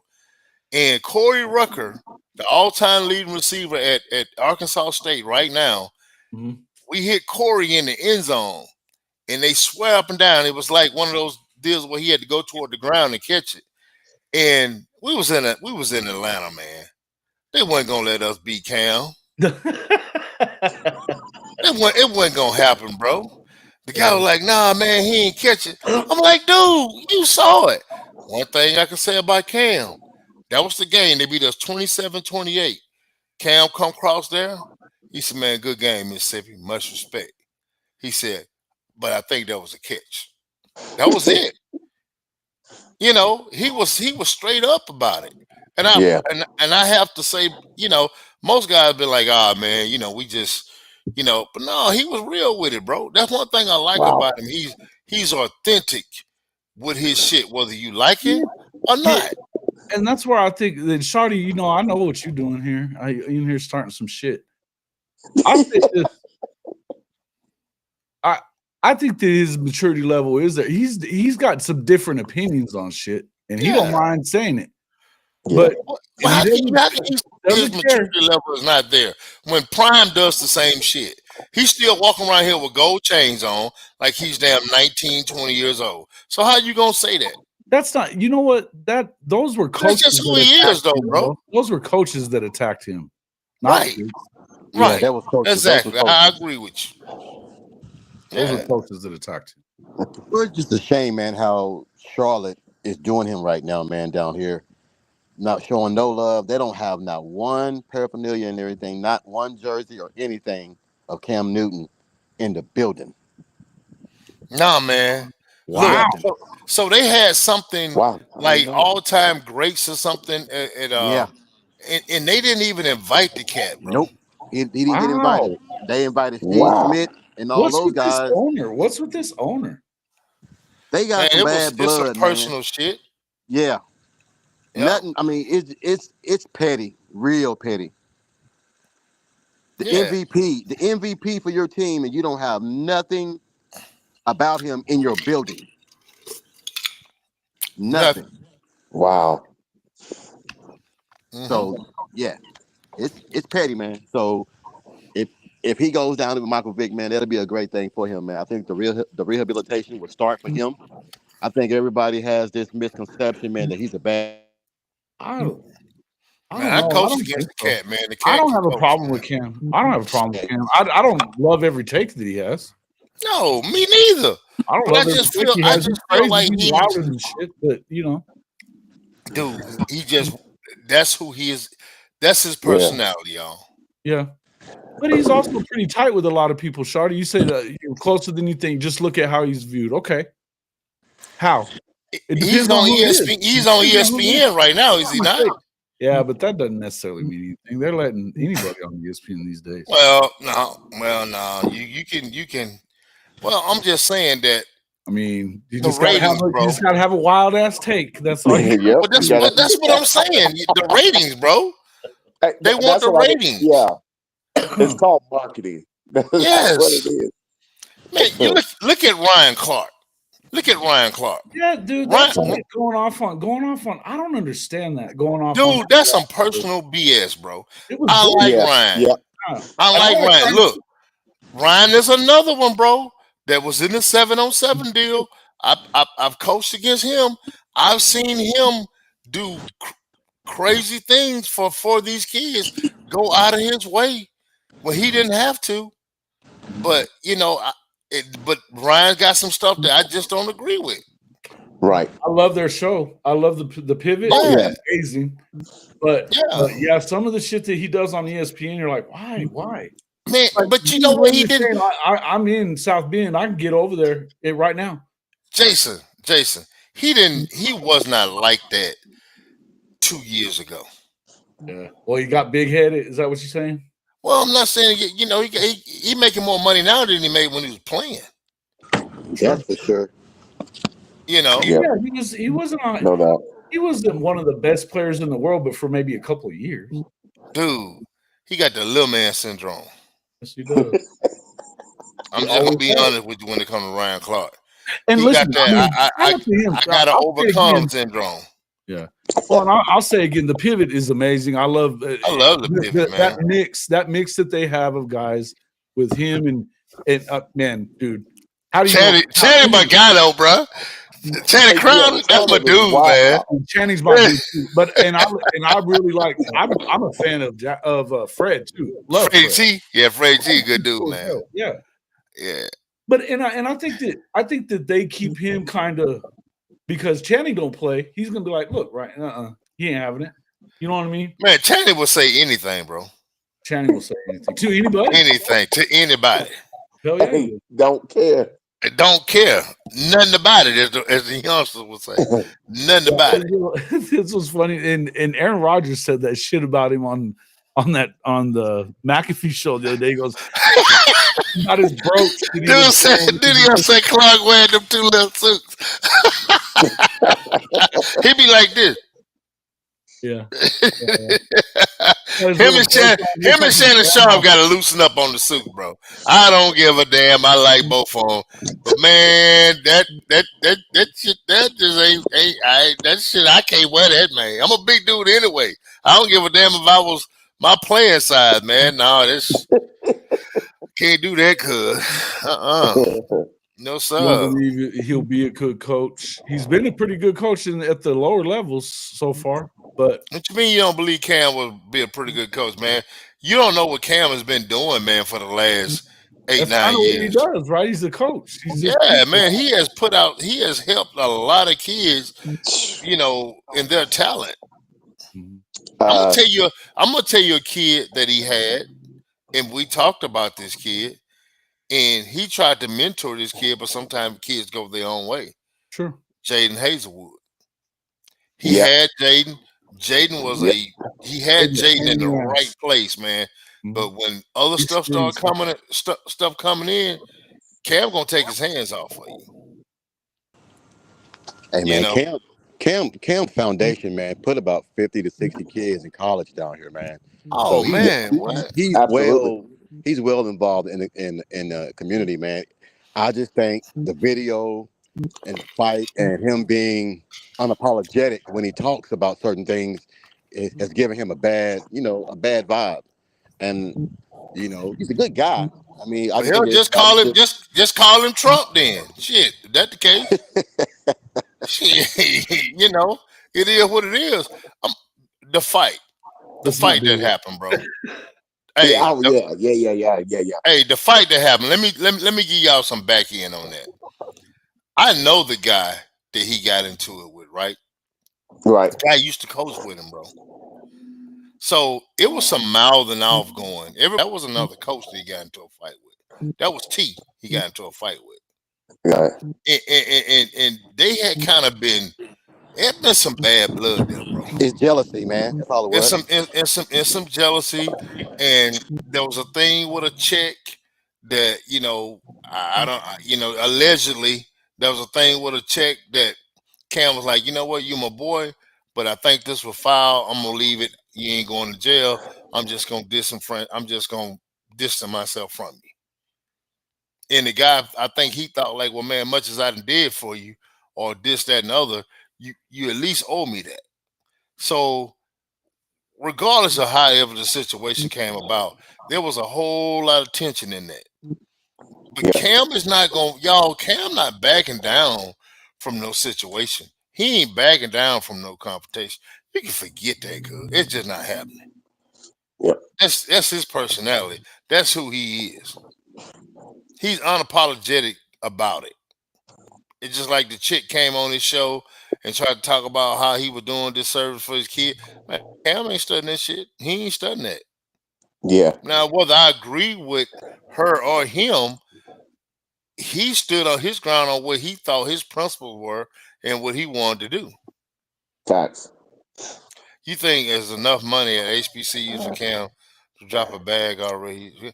Man, it's not about the money. It's about what they can do for that school. Sam Shade is coaching at Miles. It's not about the money. No. It's not about the money, bro. They're not going for the money. If it was the money, their ass wouldn't even go to damn Norfolk State. Him or That's Vic. what I'm saying. Yeah, no, they Yeah. love the game and they They want to love give the back. game. And like Yeah. I said before, it's so hard for those guys to get into coaching because of their NFL background and all and other stuff. You look at the average coach now at some of these schools, Ball State, just it ain't got to be a Power 4 school. These are young Right. cats, man, 23, 24 years old. Most of them have never played Power 4 football. They haven't. You look at some of your coaches. You know, Dan Mullen played at a Division III. You know, so my thing about it is these guys want an opportunity. And if they got to go the HBCU route to get it, so be it. Dion had already showed you, although there was Monty Coleman that was at Arkansas Pine Bluff that had a good run at Pine Bluff. He played for the Redskins, one of the all-time greats with the Redskins. So it's been done before, but it just wasn't on this stage. Dion put it on the stage. Dion said, okay, here I am. This is what can happen. You had other guys done it. They just didn't have the lights, the cameras in the action. Right. You see what I'm saying? And, yeah. So, And I mean, that's just piggyback where off we of that, are right now with it. to piggyback off of that, because they don't need the money, they can do more for the school because yet they get a salary. They're not really there for the salary. They're just wanting to make sure that these kids get all the teaching and necessary tutelage to Yes. be able to springboard and do Man, let me what they tell you really want to something. do if they have a chance to make it to the NFL. Man, Vic loves Virginia, man. He loves it. He loves Yeah. it. And you got a guy like Allen Iverson who was Michael Vick before Michael Vick was Michael Vick. Right. You know, Allen Iverson just chose to play basketball to put money on the table. But if you go back and look at the high school film, man, Bubba Chuck was a summer gun, bro. You know, you Yeah. couldn't, I mean, he'll tell you his love with football. His mom made him go play basketball. You're like, I ain't playing that sport, playing no basketball. That's weak. No, his mom like, no, your butt going to play basketball. And Right. so you got a lot of guys that's gonna feed into that system. Let's just take Jackson State, was a bottom feeder. Had great program, but was a bottom feeder before Right. Dion got there. Dion got there, changed a whole lot of stuff. Look at him now. Hey, TC took him further than what Dion did. Absolutely. And they're getting a lot of Absolutely, he money. did. They're one of the few FCS schools that's getting stifling, guys. You don't have a lot of FCS schools getting stifling. So you got to learn to change. You got to have an administration that's willing to say, okay, you know, it. If Allison had took the football route, no, most definitely he would have been in the NFL, bro. Yeah.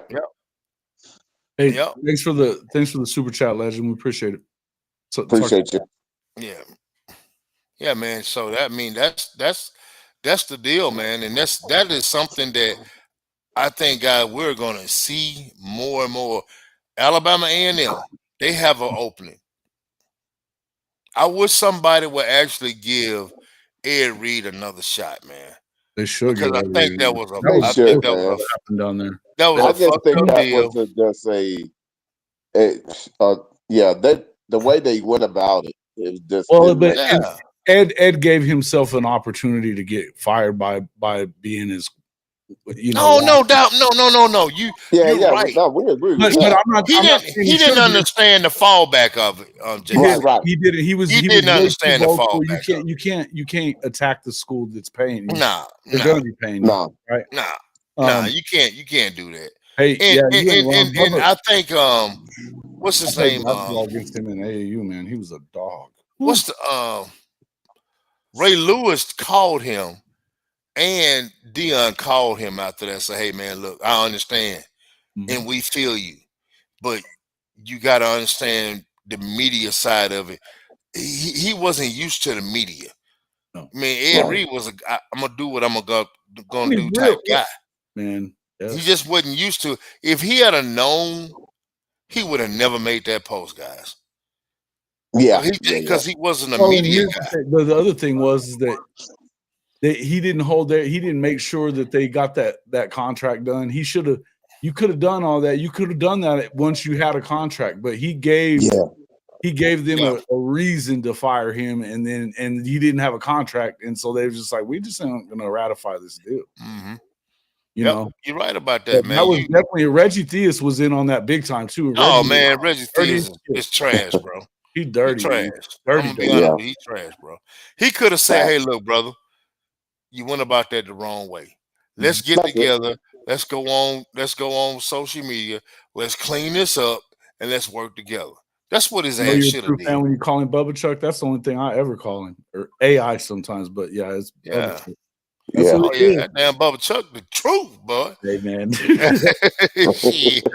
You know what? And I don't listen to a lot of what LeBron says, but when he called him pound for pound the GOAT, that was right. That was the way to go right there. He's a pound for pound, probably the best to ever do it. Yeah. And he was one of those type that was unapologetic too, guys. Oh, bro. Yeah. The practice rant still, they talk about it all the time. Practice. Talk about practice. Y'all talking about practice. And then Larry Brown says, man, that dude practice. He said, really practice more than he's done it all year. That shit was hilarious, man.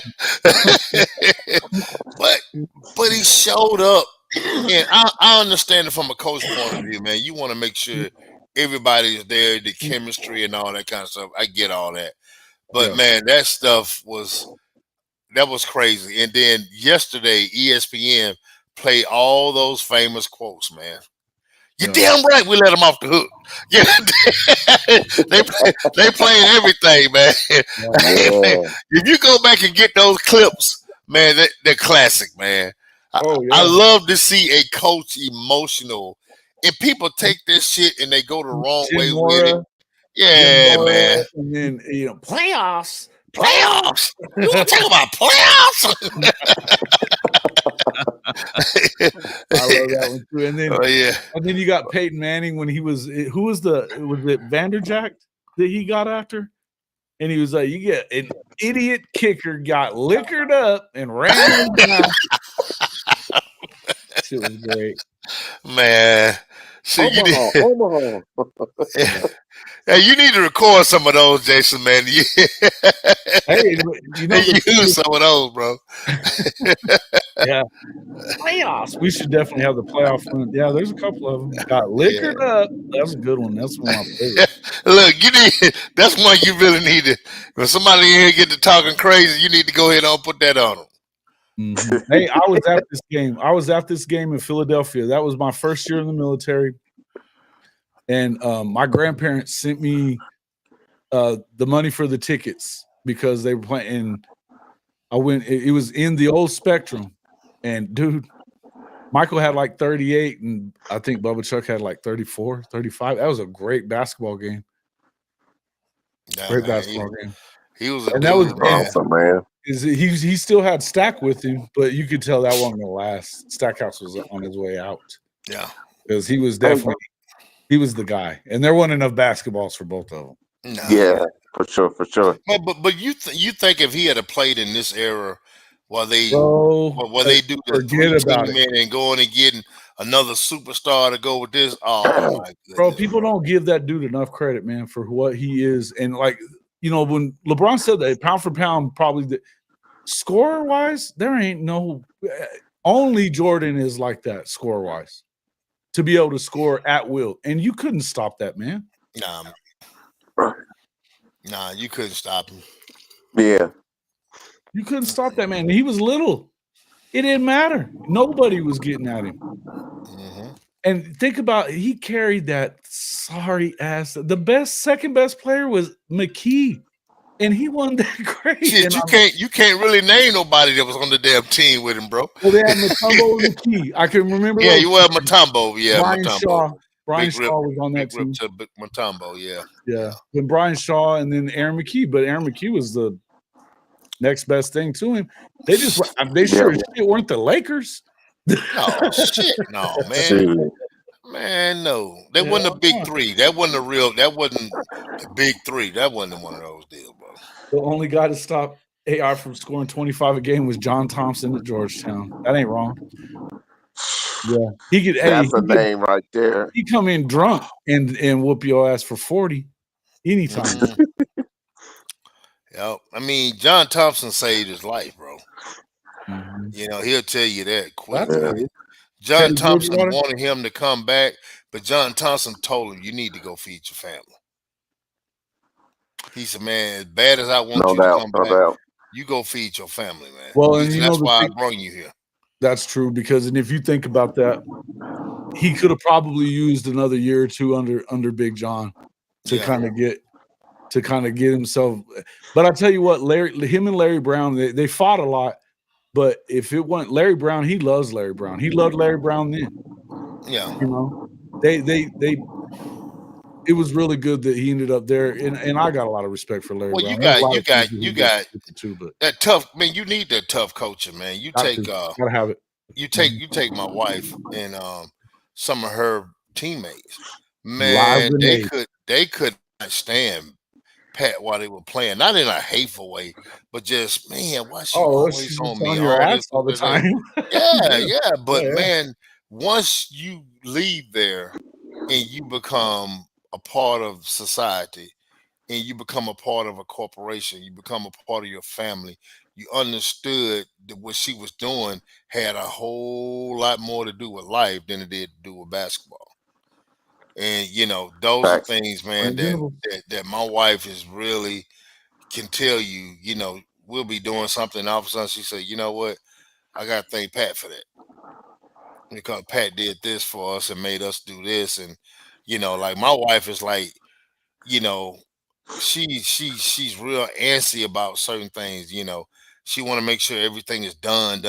You know, and I'm like, shit, we're gonna get it done. Cool out, chill out. I mean, but that was installed in those girls, and you can't get it out of them. You know, you can't get it out of mine. I can put it like that. But you know, it's like you say you're gonna do something, she want it done right then. Whatever situation is, you know, it is what it is. And Marcus, you may as well adopt. I don't know about all that. Jovannie, but we do need to talk about that too. And Rick's had to pop off. But I mean, listen, shout out to Jovannie for making the choice. And you know, he had an opportunity. Yeah, no doubt. He could have very easily just stuck with Arkansas. You know, he liked the quarterback there from what Ricks was telling us. You know, that he'd kind of built a relationship with the kid. He had a lot of people that were getting a hold of him. He may not have ended up. I may have misspoke a little bit on Twitter yesterday, saying he had an offer from everybody in the SEC. Yeah. He was damn sure being spoke to by everybody in the SEC. Right. Everybody in the SEC. Well, Ole Miss was hot on him, bro. I do know that much. Yep. Yeah. And his mama didn't apparently like what she heard from LSU and Brian Kelly. So, you know, that's neither here nor there. Yeah. I was really What's glad your thoughts on Simmons? It tells you that for EJ to go and pull that. Oh yeah. Huh? There's another guy that's been catching strays for the last month or so. Like it's his fault that all those guys got hurt. Shit, he ain't got nothing to do with that, bro. But Simmons, man, I think that's a good piece, man. I really do. I think we Adding him in, Bishop Franks, I think that's just another 6'6", 330 guy. yeah, man. That, I mean, the model, you looking at the model what Big Bill is liking, bro. He like them sexy 6'6s, baby. So And if you go, I done already WRE'd him. If you go watch him, he is nasty.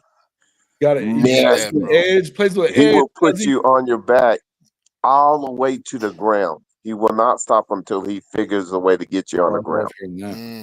Yeah, man, we need that, bro. We need that. You know, my son is making a step in the right direction, but I'm a realist, man. I know he's still young, and he wants to get on the field right now.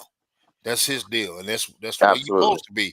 You got to stay hungry, but you gotta keep the focus, and you got to keep a team aspect about everything that's going on, bro. You know, when it becomes about you, then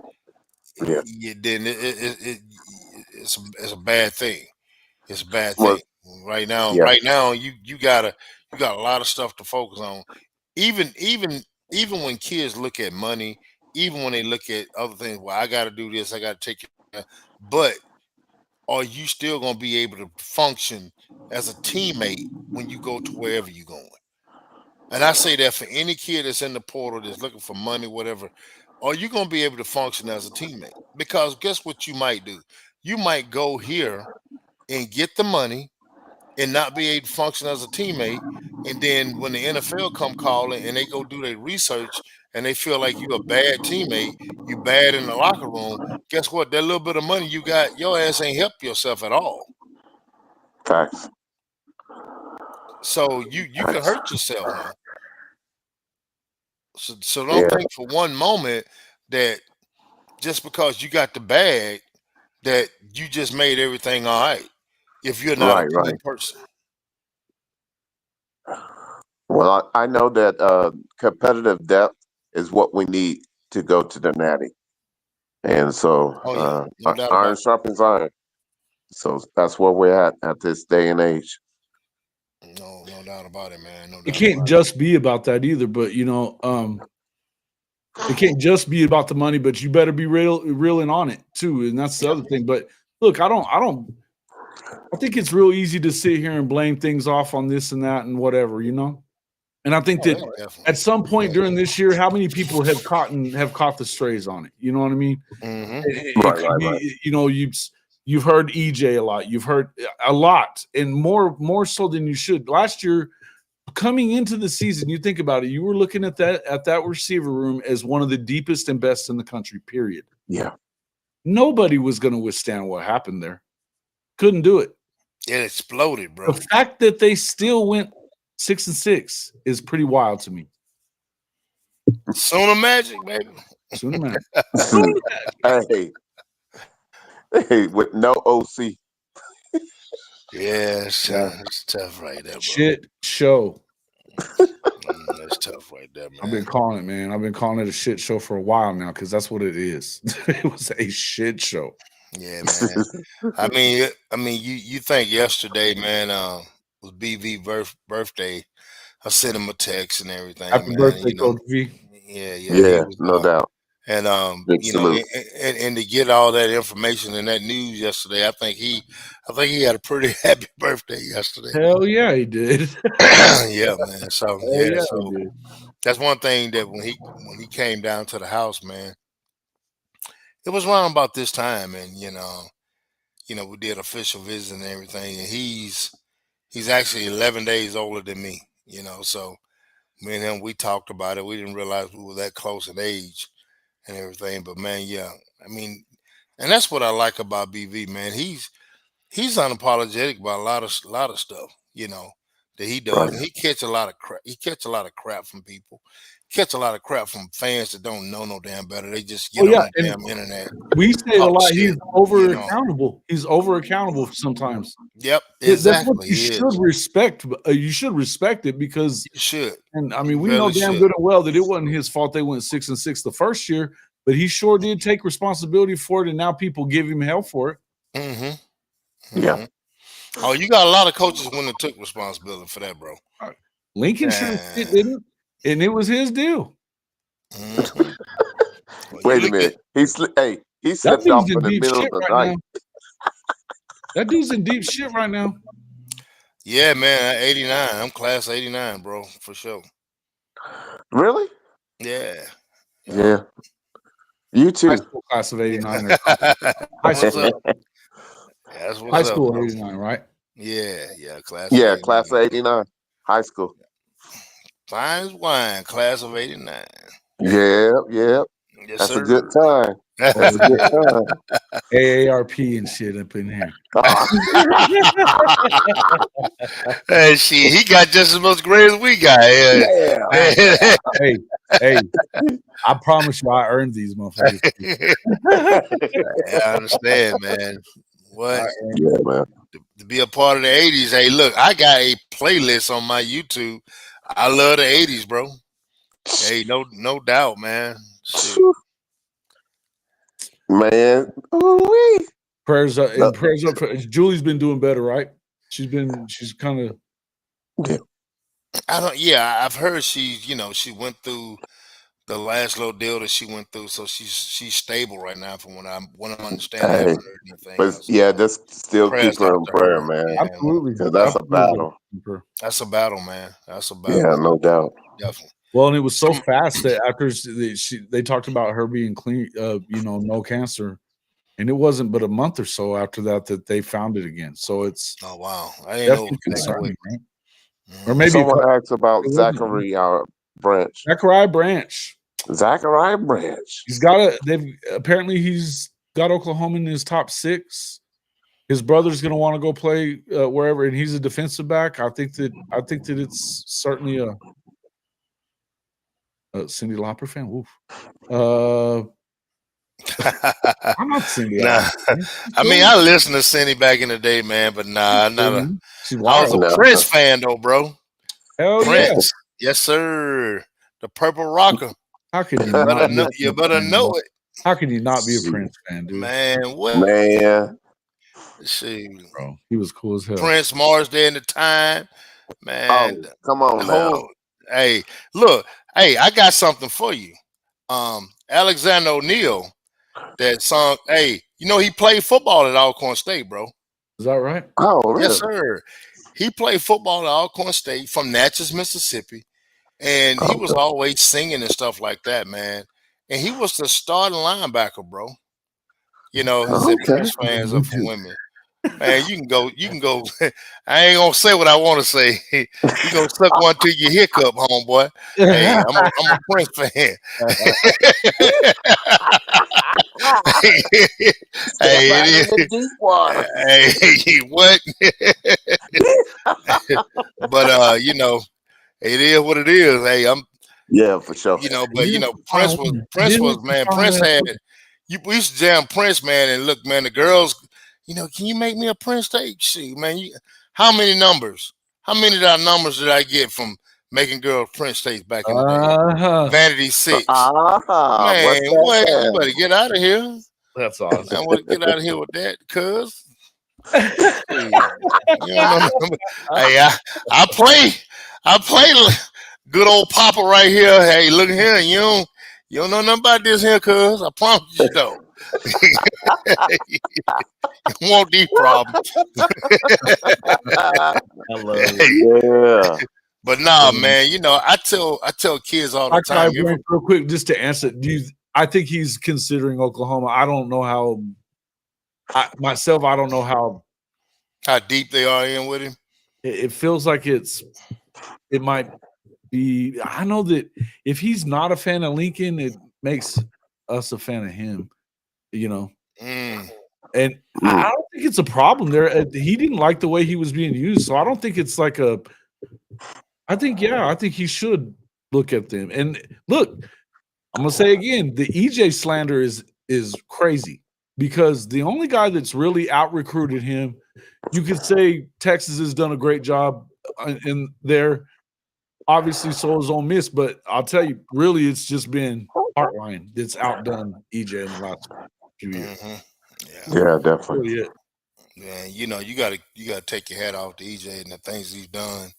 Absolutely. And the adversity that he's been able to overcome, man.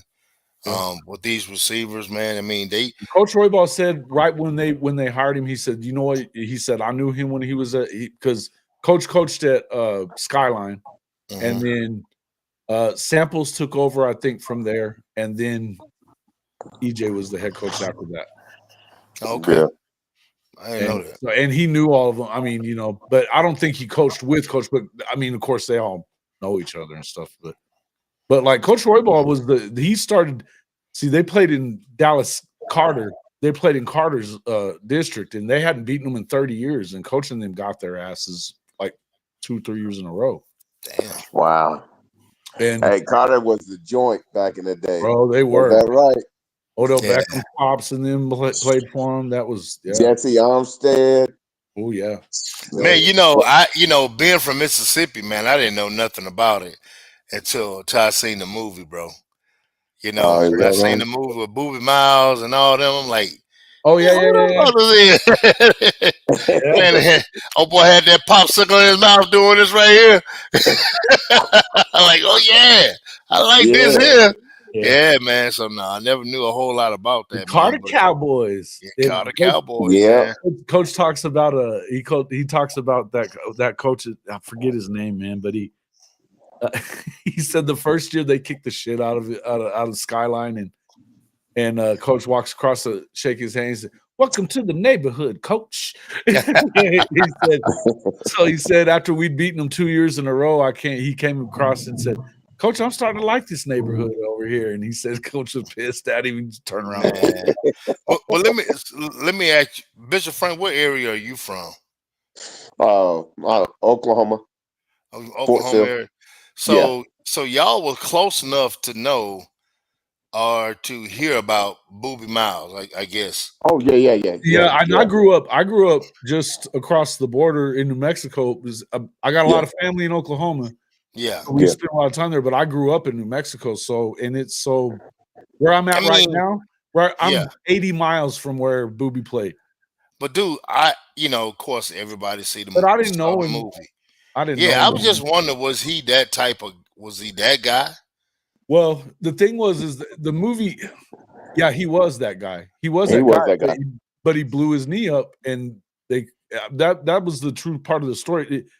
I don't know if you ever read that book or not. Nah, I never read the book, bro. The book is amazing good. Buzz does such a good job. In movies, it's just not, you can't get as detailed. No, you don't get the justice from it. It don't give it justice at all. It really doesn't. Because the truth is, it wasn't the state championship game. It was the semifinals that they played Carter in. Okay. And they were, but yes, they were good. There was a time I remember, I think it was our sophomore, junior year. We went over and watched them during our off week and just watched them at Middle and Lee play. And that's where Cedric Benson played. They've won a couple of national championships too at Middle and Lee. And man, they weren't even that good that year. They would have beat the shit out of us, and we were undefeated. They would have beat the shit out of us. And it was just Coach Dent. Yeah. Out of my class out of Oklahoma, you had DeWell Brewer, James Trapp, Will Shields. You had a couple others that went D1. Okay. Duke and then Kel Gundy was in Midwest City. You had Drew Sanders. There was a lot that was coming out of the state at that time. That's cool, man. Duke said he blew up his knee against Paladuro. That's where he coaches in Amarillo. Yeah. Paladuro. He sure did. He's a high school coach there in Texas. So we got to get him on here one of these times too and get coaching him talking about Texas football. It is a different animal. When I was a sports writer there, the first year I mostly only covered high school football. And it was, but I mean, there's 2A schools that would kick the shit out of a lot of teams. Oh, bro. Let me tell you. It was funny. Marcus said that time when Marcus was on with us, and he said, hell, we were 2A school. We kicked the shit out of everybody. Yeah, they did. They did. I mean, when I was coaching at the private school, we was in 1A and we beat 4As just for the simple fact, man, that, hey, look, we played those schools so we will be better in the playoffs.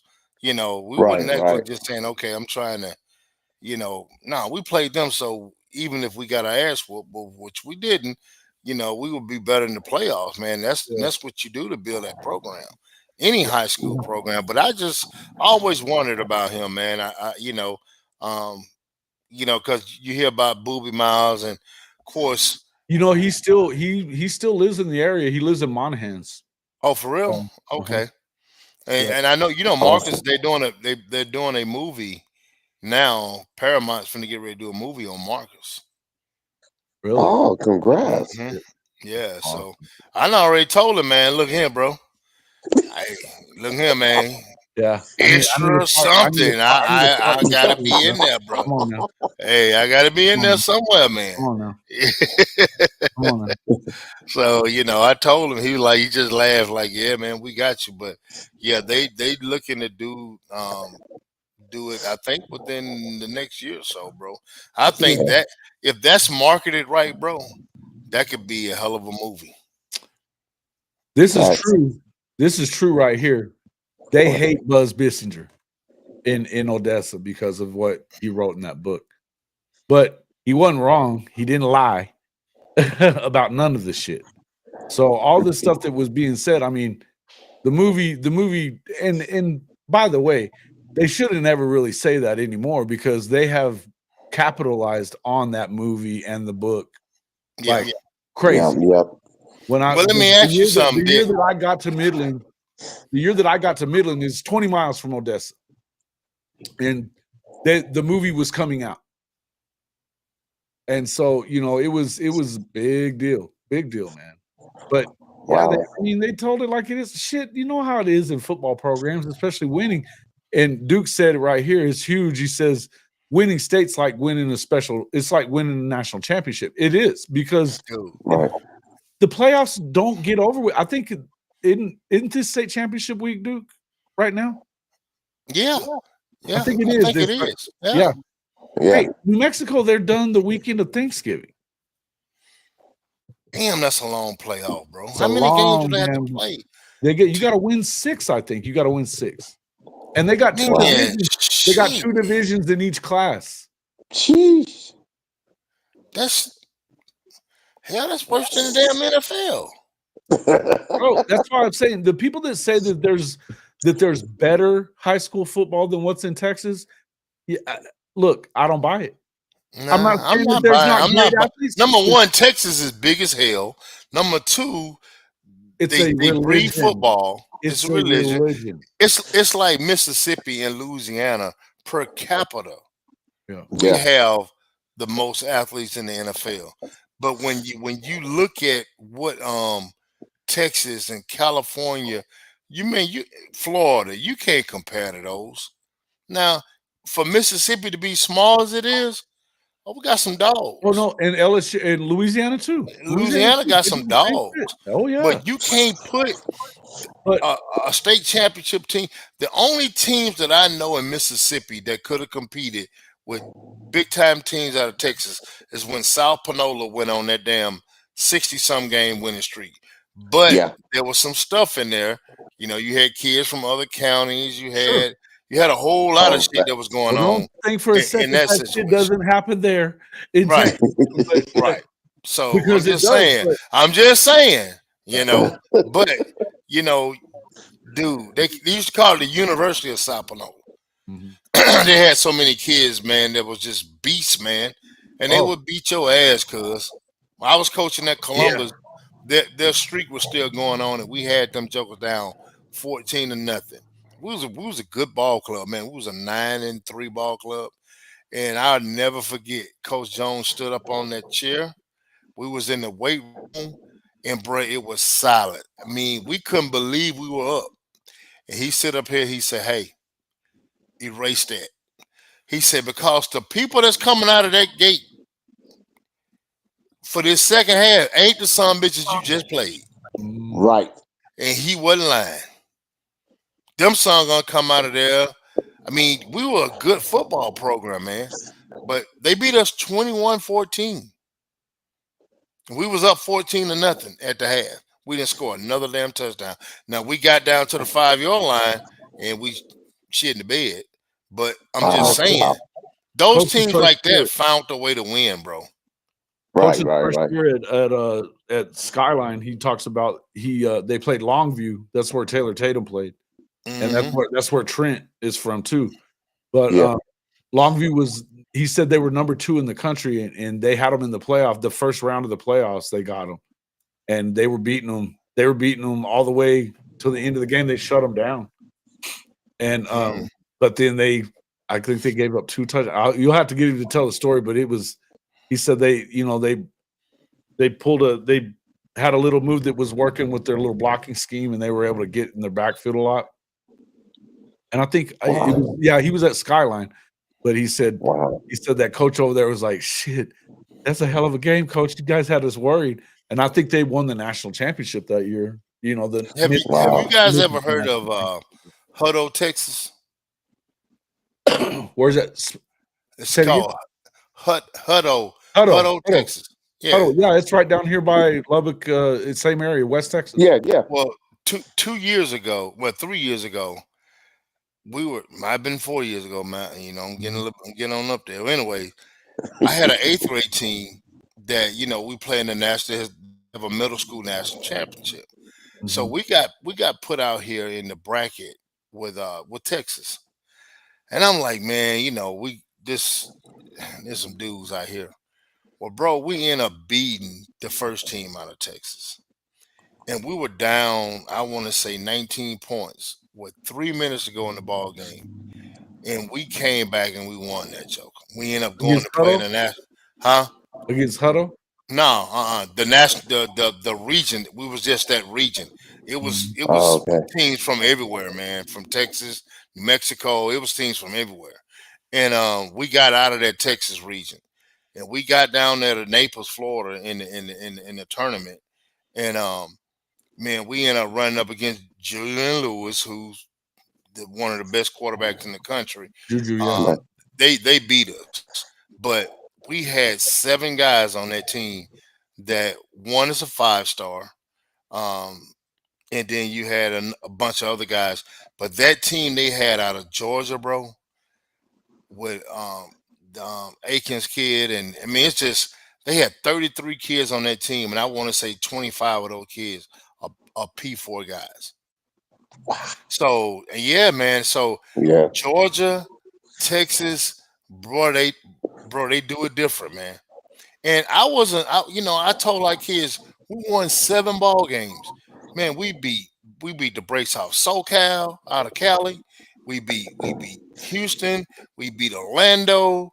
I said, man, we just ran up against Georgia, and they were just a little bit too much. And as a coach, you got to know when somebody else got better dudes. And they had better dudes, man.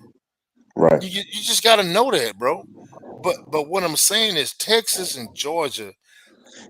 Texas is they got the bloodline. They got crazy ass facilities. But I'm gonna tell you what makes Georgia special, guys. Man, they train like a son of a gun in Georgia. Yes, it is every damn school you go to, every corner, you got a former NFL player or somebody. They got the most trainers I've ever seen in my life for these young kids. And we have trainers in Mississippi, but they're not like what they got out there. And Texas just breed athletes. Gotcha. You know, people don't really talk about Varsity Blues, but that ain't that damn far off of how shit goes there. They just didn't name an actual town. It was just mythical, but yeah. But that shit was as close as you gonna get real. Now. It's real. Yeah. That Varsity Blues was South Panola. Yeah. It was South Panola. Mm-hmm. I mean, not saying they base it off of them. I'm just saying that's the type of school South Panola was at one time. Artesia for a long time was like that in New Mexico. That's where Landry Jones went to school, and like we've got some guys that have been Division I, but in 32 state championships now. Damn, that's a lot. Yeah, and it's close to Texas, but that's nobody was. I mean, I think it's number 2 in the country of anywhere. You know what I mean? It's state titles, but I want to say, it's like there's a 6-man school or something that's got a few more in Kansas or something maybe. But anyway, yeah, it's, you know, it is what it is. It's not the same. Is it like doing it in Texas? Shit, we probably wouldn't have won one. You know what I mean? If you get one of them, it's pretty badass. It really is. But I'll just put it this way: that it's crazy the way that, you know, that, man, it definitely runs the town. It runs the town. And, you know, I always remember the line from, it was in the book too, and it was obviously it was in the movie, but when he said, "Make no mistake, we are in the business of protecting this town and its reputation." And that's absolutely the truth when it comes to those kind of programs. Right. You know, it's like Oklahoma, very similar to, you know, hey, your job is to protect the legacy of OU. Absolutely. You are there is a standard, and you are to play by it. And look, as tough as it is sometimes, and I think that we've got fans that go way the hell over the line, and we go over the line sometimes with it. You also wouldn't, if it wasn't that way, it probably wouldn't be the same. Right. You know, definitely, man. No doubt. Kind of is what it is. But look, I think that it's been a good week. It's been a good week, and like I said, when we started kind of talking about this with Mateer and all that, make no mistake. I don't necessarily agree that I still think that Hawkins can win the quarterback battle, but I also understand that he may not. And there may be a reason why. And look, here's the other thing. You missed the Ossos burritos. That's funny stuff. That's some funny shit there, Minty. I just had one of those yesterday. I don't know why I did that to myself. But I can't eat those burritos, bro. The fried burritos, man, they good, but I just can't eat them, bro.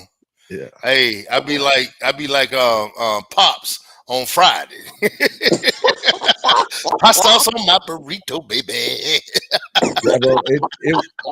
I ate one of those on the way for whatever reason. I stopped to get some tea for work, and I decided to go. Hey, I'm hungry and I don't have a lot of time, and I grabbed one of those suckers. We call them gut grenades, and it blew up in my belly when I got to work. That's why I can't eat them, bro. Not a good day. Not a good day. No, but, can't do it, man. But look, I'm finna have to get off, man. I gotta take this kid over here, man. Yeah. Same here. Have to run, bro. Hey, appreciate you coming on, and again, shout out to you for mentioning that name. I mean, we're excited about what happened with Jovannie, and I think he's going to be a hell of a player. I think he is going to be a hell of a player. Oh yeah, man. Yeah, I just see his upside is there, man. For what OU can put into this kid that he hasn't had over the last 2 years, sky's the limit. Sky's the limit, bro. Yeah, and the way I see it is that, look, we went through the fire test. Now it's about understanding that we're all about chess now. Can't be no more checker moves.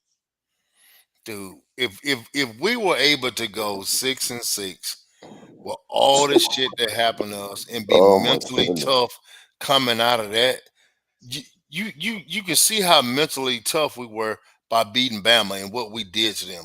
Yeah, we lost to LSU. We had some stupid ass mistakes in that deal, but that game was winnable. The Mizzou game was winnable. You know, so the Ole Miss game was winnable. We were actually leading Mizzou and Ole Miss at the half. You know, so guess what, guys? We're not far off. You know, and don't bandwagon your ass when we get to rolling. All you fans that's talking all this bullshit, and Mike was, hey, we're gonna keep receipts. We're gonna start keeping receipts on y'all ass. That's what we're gonna start doing. Putting it on the damn table. And so when tax time comes, we're gonna have all the receipts. Mm-hmm. Your ass gonna have to pay them. Get audited. We're gonna audit them. Yeah, you damn right. You know. No, look, guys. Hey, thank you for coming in. You guys, as you can see, you can find Marcus Dent at Marcus Dent 93 on Twitter. Make sure you get over to the Gridiron Insight.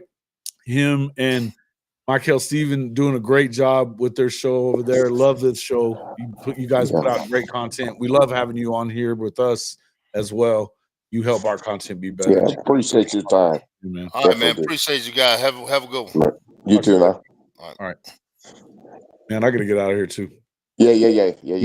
We started late, but I appreciate everybody coming in. And yeah, hey, listen, I could talk about this stuff all day, and it was awesome.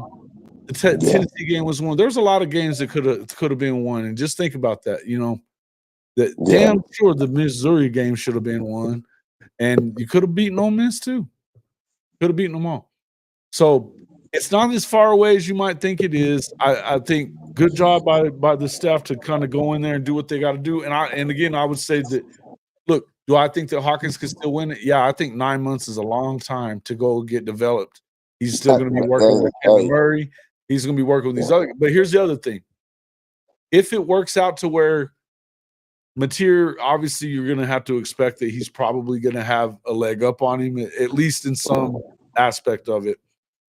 And if it gets him another year and he's okay and they're okay with it, my main thing is I don't want to see him leave and go win the damn Heisman somewhere else in a natty, because I think he's that kind of talent. Well, the thing is now just make it a competition, man. Win the damn thing, and nobody cares. Not only that, is make sure you communicate to everybody. Explain, hey, you've been standing on if we find someone better, we're gonna bring him into the fold, and you're just gonna have to compete. Exactly. We've heard it over and over again that their job as coaches is to recruit your replacement every year. That's it. That's their job. And so, and if you're preaching it everywhere, you cannot really have a winning championship culture and not preach that. Right. The key is making sure you keep that dialogue open. That's right. So that way you know the honest truth. So there's no surprises. You know who's what. Mm-hmm. So. Yeah, O'Neal coming next year. You know. Yeah. Listen, but that's the beauty of it. Yeah. That's the beauty of it. I love it. And I know you do. I know you do. I love it. Look, man, it weeds out the weak guys. You know what I mean? I know you do. My only it's really just a concern is making sure you communicate so those who are waiting in the wing don't get antsy and jump in the portal. It's just knowing who's really all in and understand the process. And if they do jump, then they weren't ever all in. Sure. And you got to be okay with that. Listen, somebody said something on Twitter yesterday, and I don't have no hate for Jackson Arnold. You know what I feel about it. I think that I think that where he's missing it isn't in his inability. It's not about ability. I think it became clear, very clear, that it's not. You can win Elite 11, but you don't have people breathing down your neck at Elite 11. But so he's going to have to do a better job. And look, maybe he gets better at Auburn, but it is what it is. I think that it was clear that, and it was weird. The tweet I saw was like, man, we didn't even see a thank you Sooners, none of that kind of stuff from J8. That just shows you there was a lot of shit that was said about him though too. Yeah. So, it is what it is, but we just want him to go do him. But he is on the menu now. Best of luck to you. Oh, yep. Shout out Trap House. He is on the menu. Now on the menu. Shout out Trap House. Big Trap said it right. I love that. That's hilarious. What you say? If he tell you it's Easter, you better color your eggs. Yeah. Yep. If Trap says it's Easter, color your eggs. But yeah, I think that there's a reason that he was talking about, I don't really have no reason to leave. It didn't take him long to leave, though. Yeah. It didn't take him long to leave. And yeah, I'm excited about the bowl game too. I think he's gonna go out there and play real well. I still believe that he can. There's a possibility that he could, but if they paid him the right amount of money and he gets the development that he needs, maybe he stays. If he doesn't win the job, we'll see what happens, guys. And All right, then. There's never been a time that I don't want the best guy playing. That's all. No doubt. I don't care if it's Mateer or Hawkins. Don't care who it I is. just want them Okay, to battle it out, make sure that iron sharpens iron. So by the time we get to playing our first game, we'll see the results of it. So, yeah, is he also think if Mateer gets him to 9 or more wins, he probably balls out in a big way and could end up being a number one guy if that would happen that way. Listen, he led the country in yardage and touchdowns and all that stuff last year. It was in the Mountain West, but he still did. 50 touchdowns, 4,000 yards. You know, they like to run the ball with these guys. all right, Jason, don't be late. I got to get. All right, guys. Thanks a lot for coming in. Make sure you hit that like button on the way out.